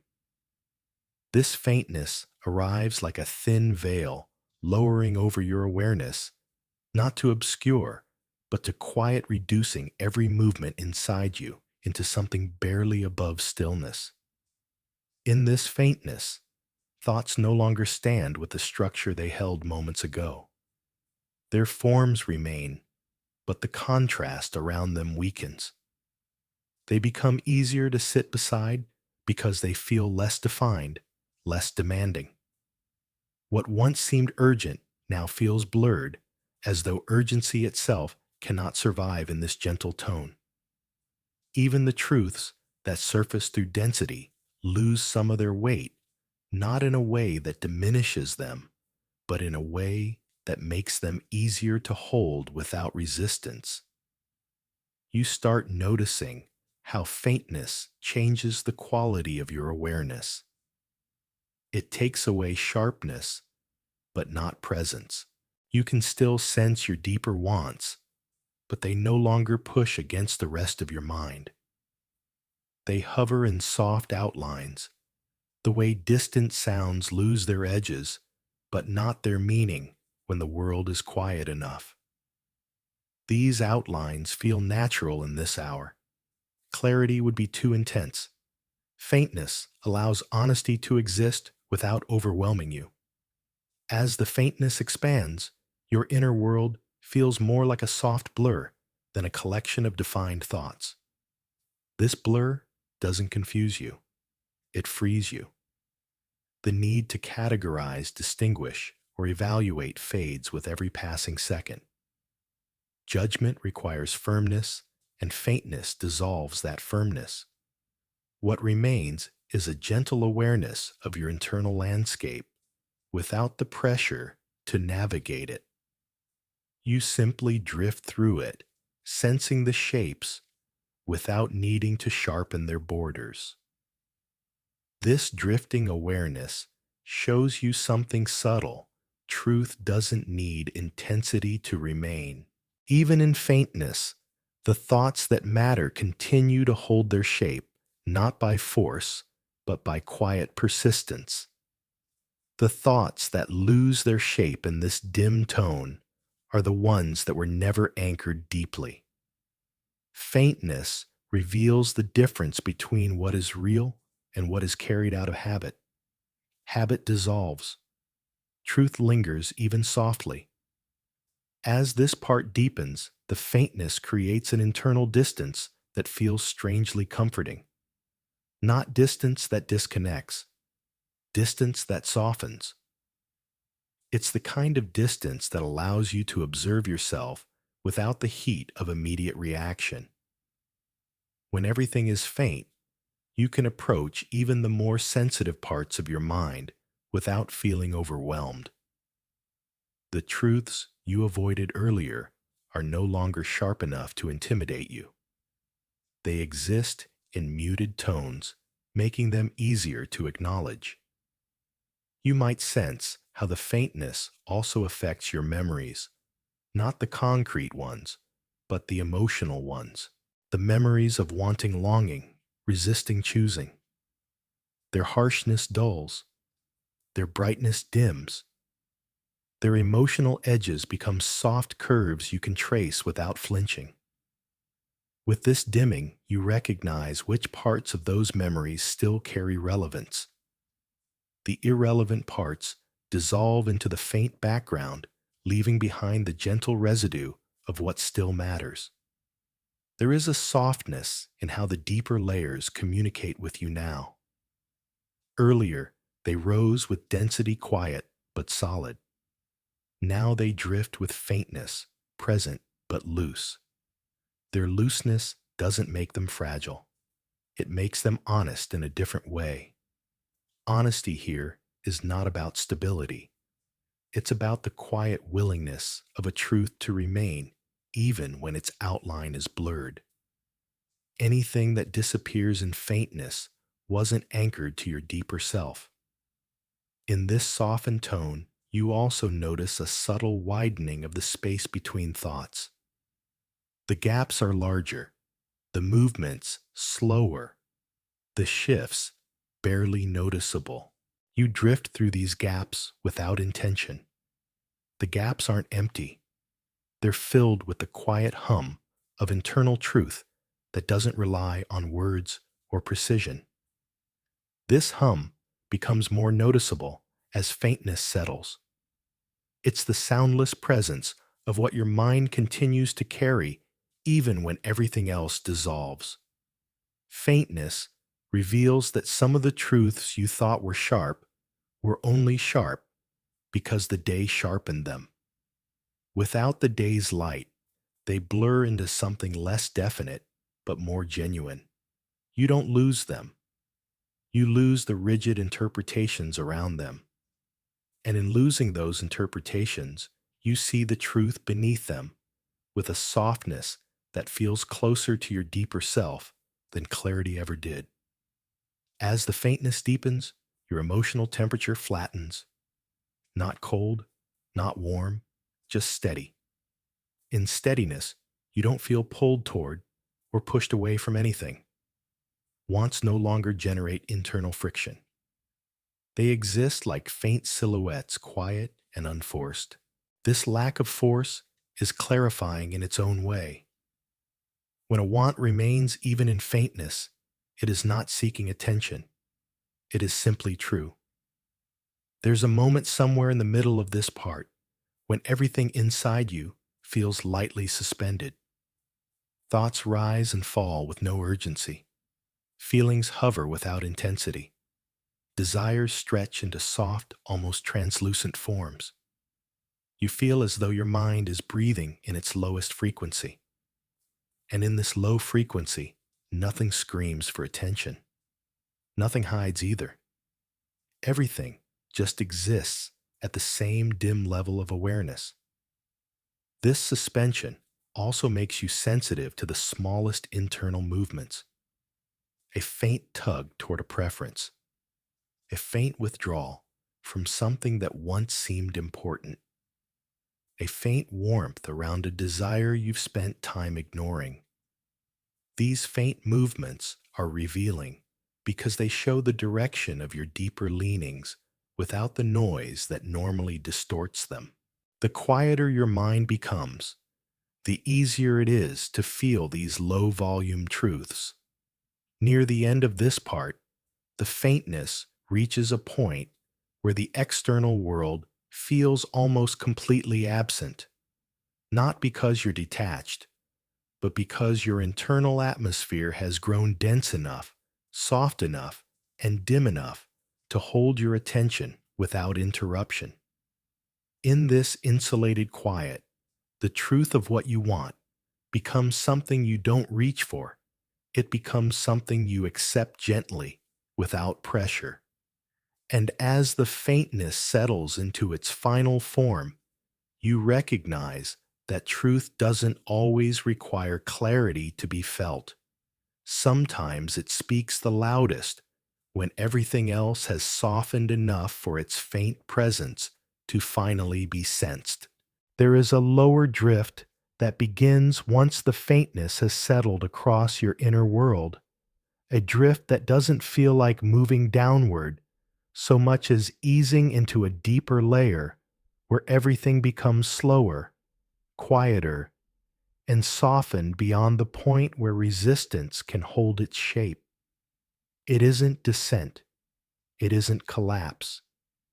It is the gentle continuation of the night's progression inward, a movement that carries you from the blurred outlines of faintness into a place where even those outlines begin to loosen, letting your deeper truths drift into view with a softness they've never had space to show. In this lower drift, thoughts stop trying to remain upright. Their posture relaxes. Their structure dissolves into something more fluid. The fragments of desire and memory that once clung to coherent forms now glide at the edge of your awareness, unburdened by the need to make sense or stay organized. This lack of structure isn't disorienting, it's freeing. When nothing must hold its shape, everything becomes easier to feel. Even the parts of you that once felt too heavy or complicated become gentler, softened by the downward pull into quieter territory. You may notice how this deeper drift pulls your deeper wants closer, not sharply, not urgently, but steadily. Their steady approach doesn't feel like revelation. It feels like recognition, unfolding at its own slow pace. These wants don't ask for clarity. Clarity belongs to brighter hours. Here in the lower drift, they take on the texture of something long understood, but rarely acknowledged. They approach you as subtle currents, rather than thoughts, carrying a direction you don't need to name to feel. As the drift continues, the surface wants that once flickered brightly lose their final traces of intensity. They sink into the muted density beneath them, not disappearing, but becoming irrelevant to this layer of your mind. Lower drift reveals the difference between temporary desire and quiet truth. Temporary desires fade as they fall. Quiet truths remain as they descend. You sense this difference not through logic, but through the way some thoughts dissolve before reaching this depth, while others persist effortlessly as if they were always meant to live in this lower register. The drift also changes your internal temperature. Everything inside cools into a uniform dimness that feels steady and unpressured. Emotional spikes flatten. Conflicts that once demanded attention lose their shape. Without intensity, internal friction dissolves, leaving a calm beneath the noise, a calm that lets you sense your deeper inclinations without needing to analyze them. The drift doesn't force honesty. It removes everything that makes honesty difficult. With each moment, the drift lowers you another layer. This layer is quieter than the last, quieter even than faintness. Here, thoughts do not arrive. They appear. They don't move quickly. They shift with the slowest possible motion, almost like drifting sediment settling at the bottom of a still body of water. This settling reveals the thoughts that belong at the bottom. They are the most enduring, the most honest, the ones that remain, even when everything else has faded. They're not sharp. They're not bright. They're simply present. You begin to feel these deeper truths, not as ideas, but as tones. A tone of subtle pull towards something that feels real. A tone of slight distancing from something you've been pretending to want. A tone of warm resonance when your mind brushes against a desire you've ignored. The lower drift makes these tones more noticeable because the space inside you has become still enough for them to echo. Lower drift also changes your relationship to fear. Fear usually thrives in motion. It needs urgency to grow, need brightness to sharpen its edges. But here, everything is slow, dim, and softened. In an environment like this, fear loses the momentum that sustains it. Without momentum, fear becomes quieter, not absent, but no longer controlling. In its quieted state, it can no longer muffle the truths beneath it. You feel what you want, not because fear has vanished, but because it has stopped shouting over the faint inner voice that has been whispering beneath it all along. The drift takes you to a depth where even your internal habits lose their footing. Habits, especially emotional ones, are creatures of speed and repetition. They weaken in slowness. They unravel in softness. The lower drift exposes the parts of you that aren't habitual, the parts that feel new and old at the same time, as if they've been waiting beneath the routines, waiting for the moment when you were quiet enough to notice them without trying.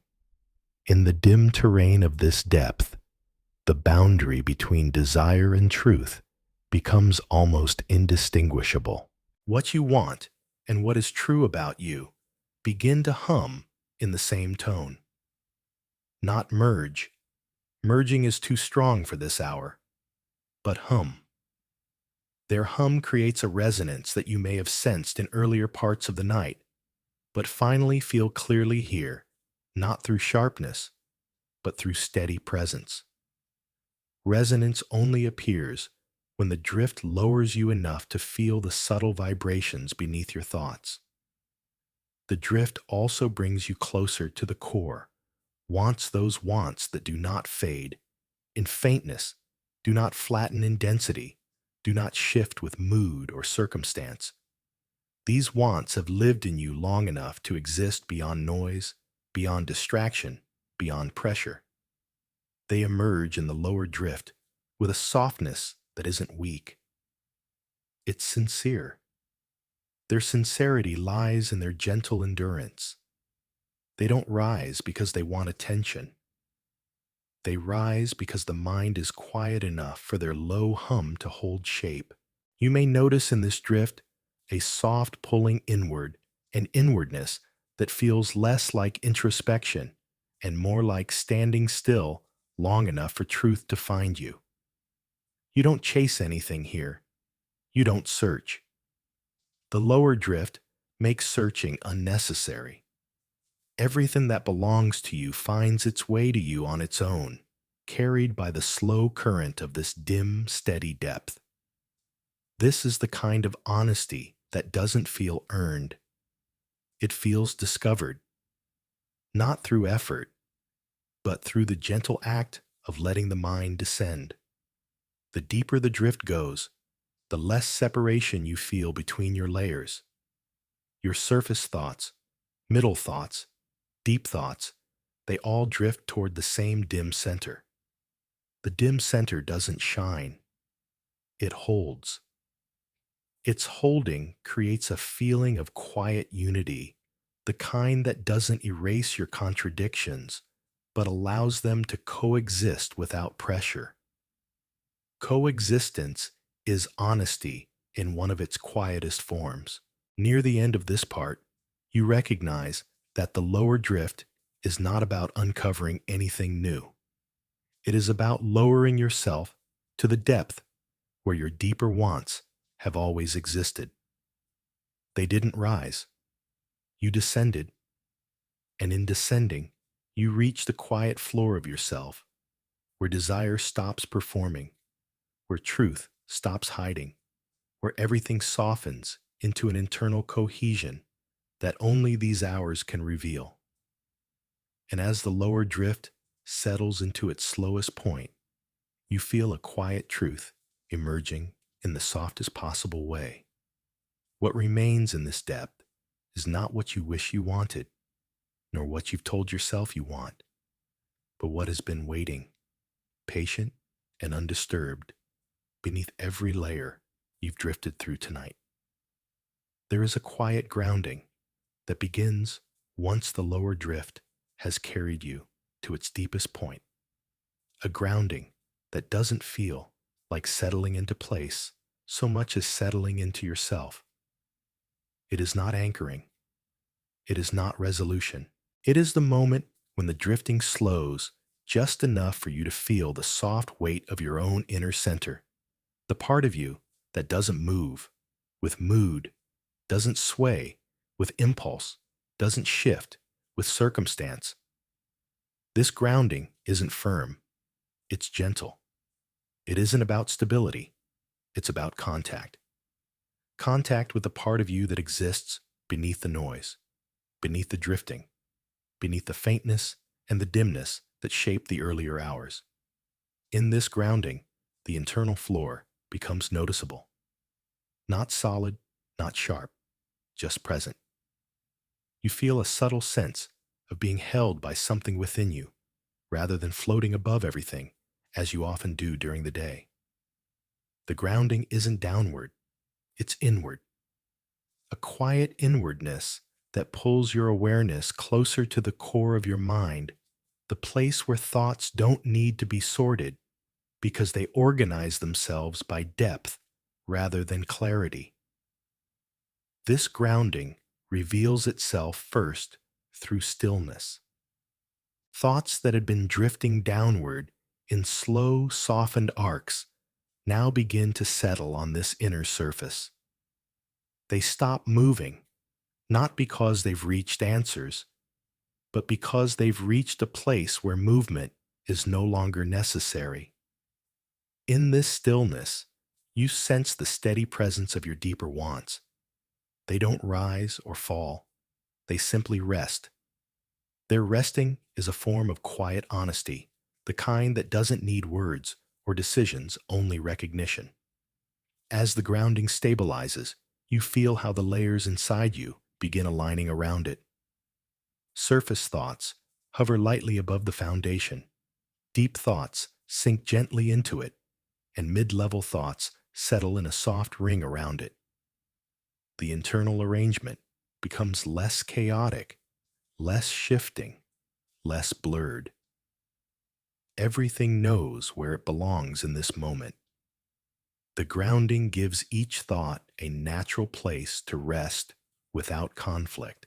You might notice how the truths that have followed you through the earlier stages of the night feel more accessible here. They're not louder, they're not clearer. They're simply easier to hold because your mind has stopped drifting enough to remain beside them. Closeness, not clarity, is what makes them feel real. In closeness, you don't need to articulate what you want. You feel it. You feel its quiet presence, its soft persistence, its muted gravity. Honesty in this stage isn't something you uncover. It's something you stop avoiding instinctively.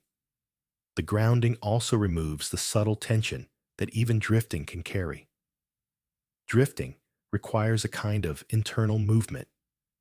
Grounding replaces that movement with a soft rest. In this rest, you sense the absence of resistance. You're not resisting your wants. You're not resisting your truths. You're not resisting your contradictions. Everything is allowed to be here resting on the same quiet surface. And in that allowance, you discover a gentler kind of internal coherence, the kind that doesn't require agreement, only acceptance.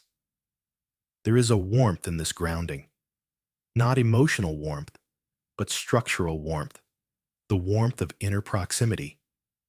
The deeper parts of you are not merely visible, they are reachable. They sit close enough for you to touch without strain. And as you sit with them, you realize that grounding is not about choosing. It's about letting everything inside you stop long enough to show where its natural weight belongs. Some wants that followed you through the drift settle differently than you expect. They don't disappear, but they shrink into softer shapes that feel less urgent than they did before. Other wants expand slightly, gaining presence without gaining intensity. They expand because grounding gives them a place to exist without being overshadowed by noise or blurred by faintness. The wants that expand here are the ones that belong to the deeper parts of you, the ones that survive silence. This grounding also reveals how rarely you rest inside yourself. Most days, your awareness hovers above your deeper layers, pulled in dozens of directions by routine distraction and expectation. Here, the grounding brings you beneath all of that, beneath the drifting, beneath the faintness, beneath the dimness, down to the level where your mind stops performing and starts simply being. Being is quieter than wanting, and yet in being wanting becomes easier to sense. The grounded tone of this part feels almost like a muted hum beneath everything, steady, low, unchanging. That hum comes from the deeper architecture of your mind, the part that has remained constant through every shift, every movement, every drift. It's the part of you that knows what you lean toward, even when you insist you don't. The grounding lets you feel that hum directly without distortion. There's also a subtle shift in the way time feels. Earlier, time drifted. Now time rests. The internal moments feel longer, smoother, stretched across a quiet awareness that doesn't rush. When time rests, thoughts rest with it. And resting thoughts reveal more than active thoughts do. They reveal what stays when nothing moves. This resting quality helps you feel the difference between wants that require momentum and wants that require depth. Momentum-based wants fade in grounding. They lose the energy needed to sustain them. Depth-based wants remain even with no movement. Their staying power is the closest thing to truth these hours offer. As the grounding deepens, you may sense a soft expansion around it, not outward, but inward. An expansion of space around your core, once giving them room to exist without being cramped by expectation. They breathe here, not literally, but in the way thoughts breathe when they no longer feel compressed or forced into shape. Near the final stretch of this part, the grounding becomes the quiet center of your awareness. Everything else becomes secondary, not unimportant, just quieter. And in this quieter arrangement, you feel a subtle certainty that doesn't come from understanding. It comes from presence, the presence of what stays, the presence of what returns, the presence of what persists even when you are too tired to hold anything together on purpose. And as the quiet grounding settles fully, you understand, without needing clarity, that this soft internal surface is where your real wants live. Not in brightness, not in urgency, but in the quiet stability of the mind when it finally rests deeply enough to feel itself. There is a soft clarity that begins once the grounding has taken full shape, a clarity that doesn't brighten anything or sharpen the edges of your thoughts, but creates a gentle openness around them, a kind of internal breathing space where truths can exist without pressure. It isn't clarity as illumination. It is clarity as quiet recognition. A recognition that rises not because the mind gains focus, but because it finally loses the strain of holding itself together. In this softened openness, what you want does not become obvious. It becomes easier to sense in the way something faint becomes noticeable when the world around it stops making noise. This clarity emerges as a thin, quiet layer around your grounded self. It doesn't cut through anything. It settles lightly, creating a small internal distance between you and the thoughts that carry leftover tension. That distance is not detachment, it is relief.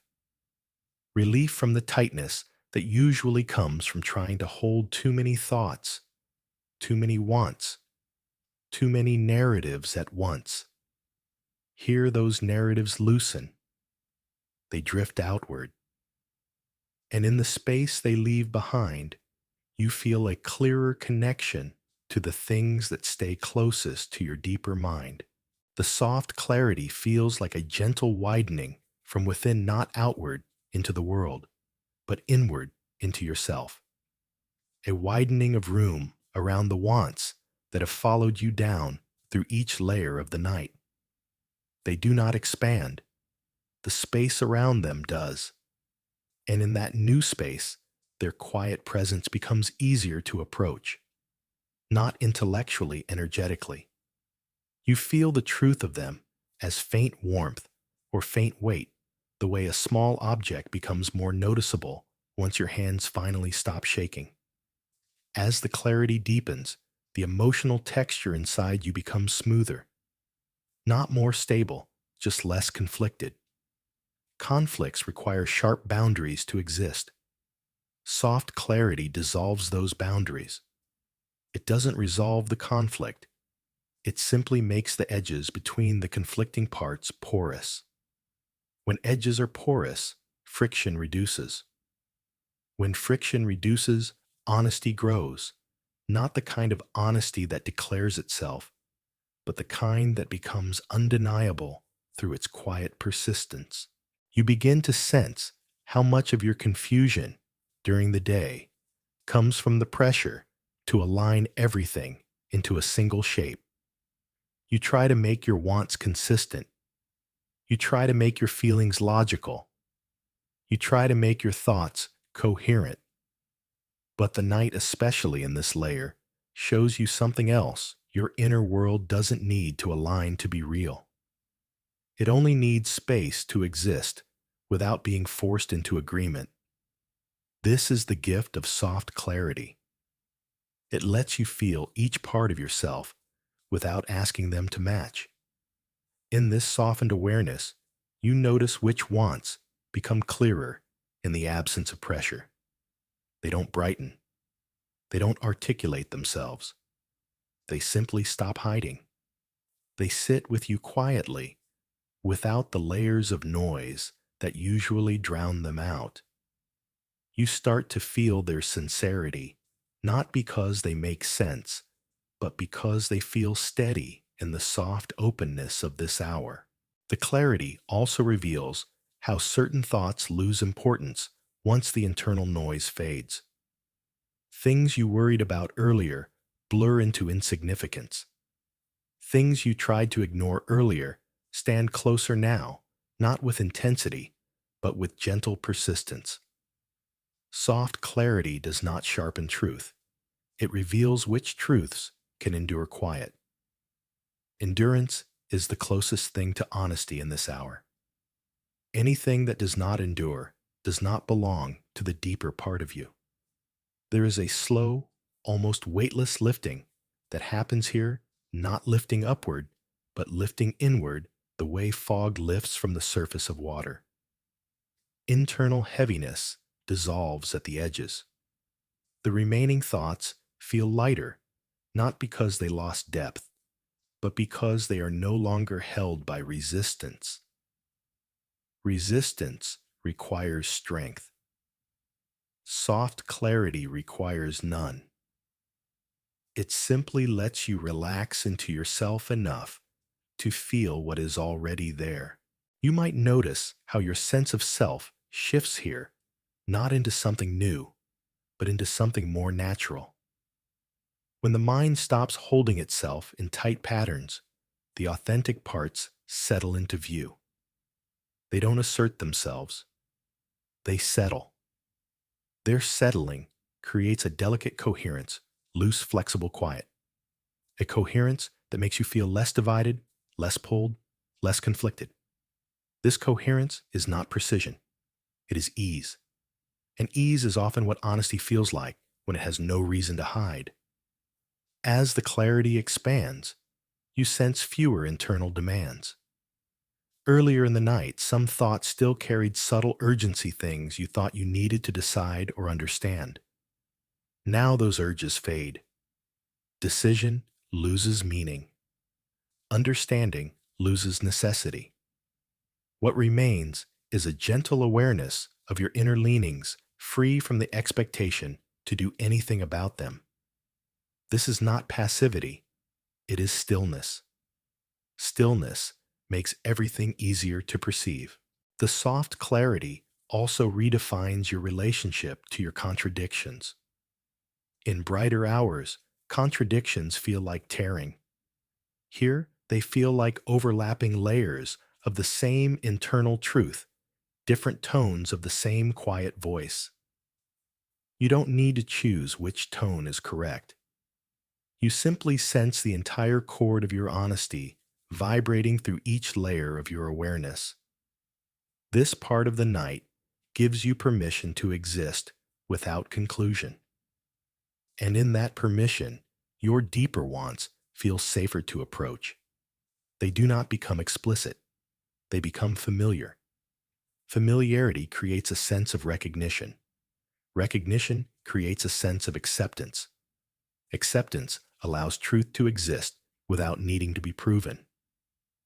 As the clarity continues to settle, you may feel a gentle inward pull. Not a pull toward action, but toward understanding without effort. It is the feeling of being close to something true about yourself without trying to grasp it. In this closeness, even your uncertainty feels less like confusion and more like texture. A texture that belongs to the same quiet truth you've been descending toward all along. Near the end of this part, everything inside you feels less divided by intention. Wants, doubts, truths, hopes, they all share the same soft atmosphere. Nothing stands out sharply, yet nothing disappears. This evenness lets you feel what genuinely matters, not through pressure, but through presence. Presence becomes the medium of clarity. You sense what holds a steady low glow in your awareness, the glow of something real, something quietly persistent. And as the soft clarity settles fully into place, you understand, in the gentlest way possible, that truth at this depth is not something you uncover. It is something you finally stop standing between. It rises not by becoming brighter, but by becoming impossible to overlook in the quiet openness that now surrounds it. There is a dim closure that begins once the soft clarity has settled through all your deeper layers, a closure that doesn't feel like ending anything, but like drawing a quiet curtain across the parts of your mind that no longer need to stay awake. It isn't shutting down. It isn't retreat. It is the slow narrowing of awareness into the region where only what truly persists remains visible. Dimness gathers not as darkness, but as a soft envelope around your thoughts, bringing everything into a low, muted cohesion that feels final in tone, though not final in meaning. In this dim closure, your thoughts no longer expand. They no longer drift outward or upward. Their movement folds inward as if the mind is gently wrapping itself around the truths it uncovered throughout the night. Each layer that once opened awareness, drift movement, lowering density, faintness now begins to fold back into a quiet compactness. The folding is soft, unforced. It feels like gathering something delicate, something that has been allowed to breathe freely and now returns to its resting place. The dim closure does not erase what you've sensed in earlier hours. It makes those things quieter and more concentrated. What remains in this layer is what matters, though matters no longer feels like a concept of importance, only persistence. You feel the persistence in a low internal hum, deeper than the hum of grounding, softer than the hum of clarity. This hum is the quiet space where truth settles after having been allowed to rise through every decreasing layer of noise. As the dim enclosure gathers, your thoughts begin to narrow their focus, not sharpen. Narrow. Narrowing is not clarity, it is containment. A gentle drawing in that makes everything inside feel closer to the center of your awareness.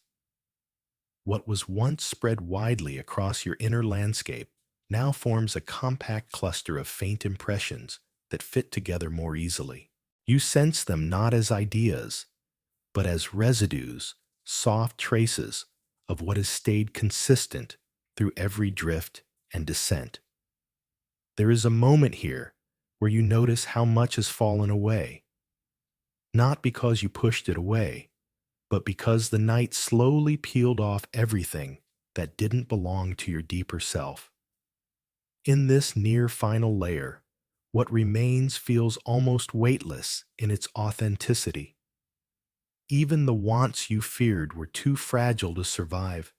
The dimness are still here, not stronger, but more certain in their quiet endurance.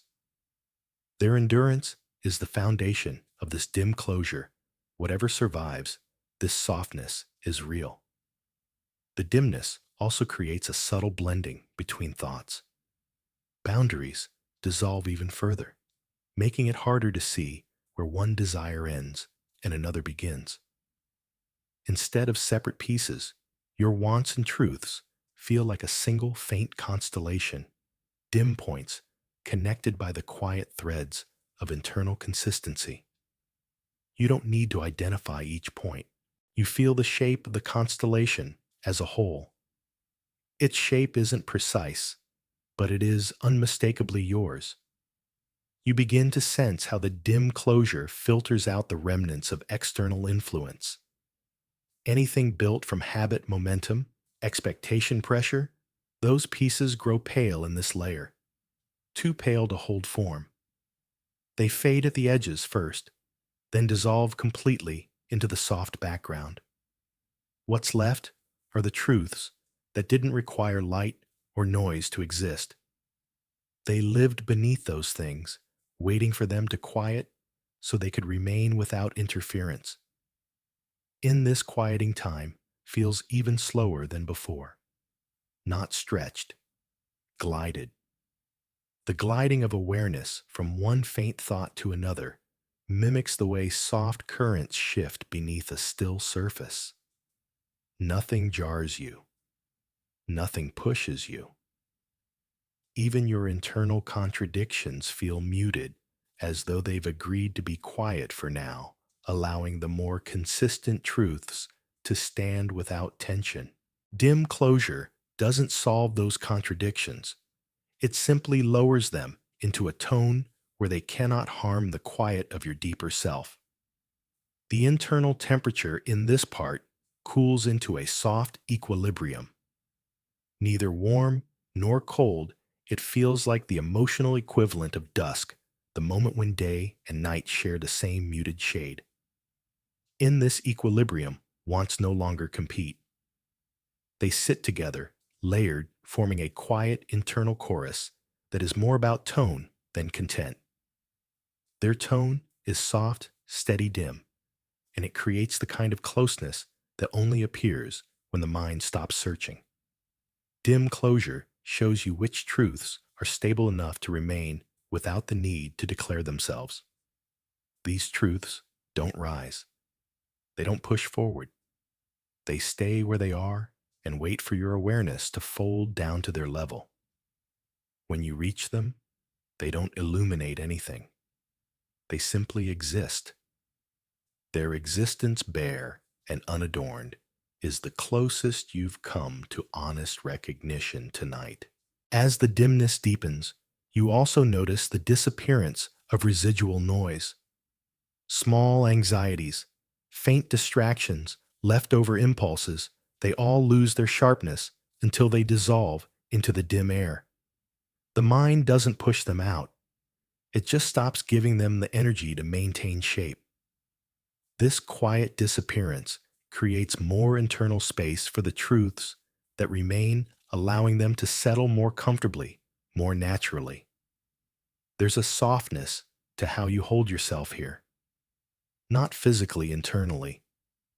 The self you carry feels less divided, less tense, less pulled. Dim closure brings you into a state where your internal posture relaxes, letting your awareness sink into a gentle configuration that feels less like thinking and more like being. And in being, honesty becomes effortless, not because you find it, but because you stop resisting it. The closer you get to the end of this part, the more the dimness feels like a resting place, not a destination, just a quiet surface where everything tonight has been leading. Truths that seemed too faint to notice earlier now feel like the only things left. They don't brighten. They simply persist. And persistence in dimness is perhaps the clearest form of truth these hours can offer. As the dim closure settles completely, you sense the final soft outline of what has remained with you through the entire night. It has not changed. It has only become easier to notice now that everything else has softened, blurred, or disappeared. This is the truth you didn't reach for. It's the truth that stayed waiting for the night to fold enough of the world away for you to finally feel it. There is a final easing that begins once the dim closure has gathered everything into its soft center, an easing that doesn't feel like concluding a journey, but like letting go of the last bit of effort you didn't realize you were still holding. It is not release. It is not surrender. It is the quiet slackening of the mind as it reaches the deepest point of the night's descent, a point where truth no longer needs to rise because you have finally lowered yourself enough to meet it. This easing does not move downward or inward, it spreads. It spreads through your awareness like a low, warm breath, softening the last remaining tensions in your thoughts. Tensions that were too subtle to notice earlier, too embedded to identify. They dissolve not through clarity, but through exhaustion. The gentle, natural exhaustion of a mind that has traveled through every layer of quiet and no longer has the energy to resist what has always been there. In this final layer, everything inside you becomes still in a way that is different from grounding, different from faintness, different from density. Stillness here is not the absence of movement, it is the absence of need.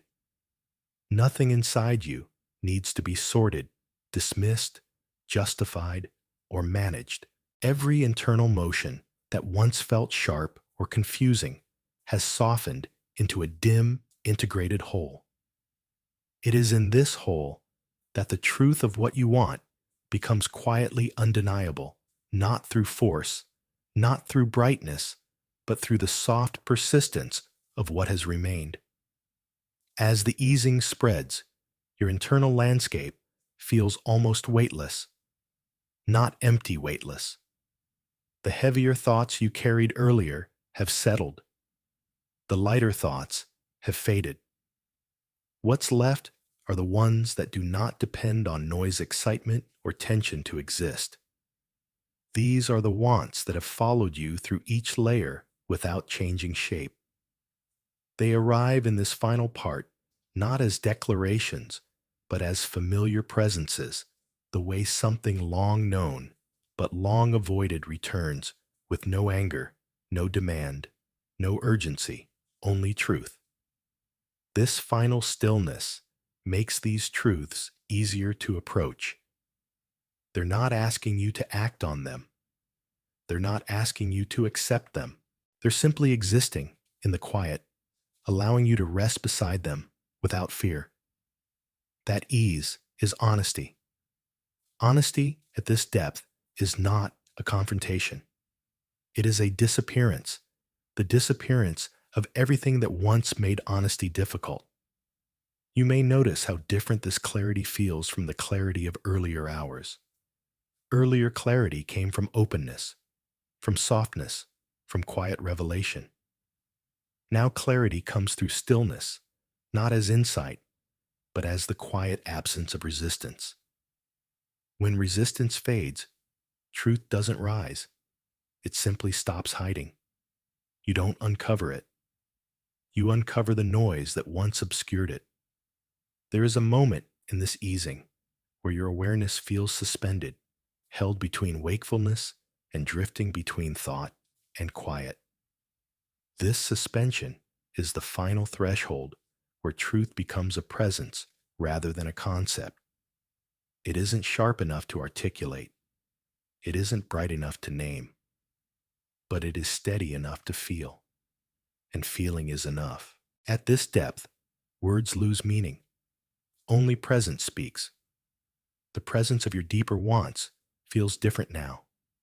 Earlier, they showed themselves as pulls, as tones, as warm densities, as faint outlines. Here they show themselves as the final remaining shapes, those that did not dissolve when everything else did. Want that survives, stillness is real want. Not desire sharpened by longing, not preference shaped by habit, but the quiet, unchanging hum of something that has always been part of you. This hum is not loud. It is not emotional. It is not dramatic. It is more like a quiet vibration beneath your awareness, steady and without ornament. You recognize it instinctively because it feels familiar, even if you have never allowed yourself to acknowledge it fully. The night does not create it. The night only removes the layers that kept you from feeling it. As this part deepens, the boundaries inside you soften completely. There is no distinction between thoughts that matter and thoughts that don't. Everything shares the same dim, low arousal tone. And in that tone, the truth of what remains becomes more clear, not through contrast, but through persistence. What remains does not flicker. It doesn't change shape. It doesn't lean away from you. It sits with you in the same quiet way. Breath sits in the body, steady, natural, unforced. You might sense an internal settling that feels almost like a quiet acceptance. Not acceptance as choice, acceptance as recognition. Recognition that what has stayed through the quiet, through the dimming, through the drifting, through the easing, is not something optional or temporary. It is foundational. It is part of the architecture of your mind. And the night, by lowering you layer by layer, has finally brought you close enough to feel its presence without distortion. In this deepest stillness, even your uncertainties rest. They no longer demand resolution. They no longer pull at you with the need to define what you feel. They soften into the same low hum as everything else. And in that hum, the difference between confusion and truth becomes subtle but unmistakable. Confusion fades when everything else quiets. Truth remains. You may sense here, at the quietest point of the night, how the truth of what you want has been whispering beneath your thoughts long before you reach this depth. It whispered beneath distraction, beneath effort, beneath routine, beneath denial. It whispered beneath noise. Now that the noise is gone, the whisper is still the same. A steady presence that never needed volume to be heard, only quiet. Near the end of this part, you feel the night reaching its lowest register. Everything inside you hums at the same dim frequency. Nothing fights. Nothing rises. Nothing hides. Your awareness rests beside the soft, undeniable presence of what you actually want, not as something to choose, but as something to finally acknowledge in its quiet, unchanging truth. And as the final easing settles completely, you understand, in the deepest, softest way possible, that the night doesn't make you honest. It simply brings you low enough to meet the honesty that has always lived beneath every layer of yourself, waiting for the world to quiet enough for you to finally feel it.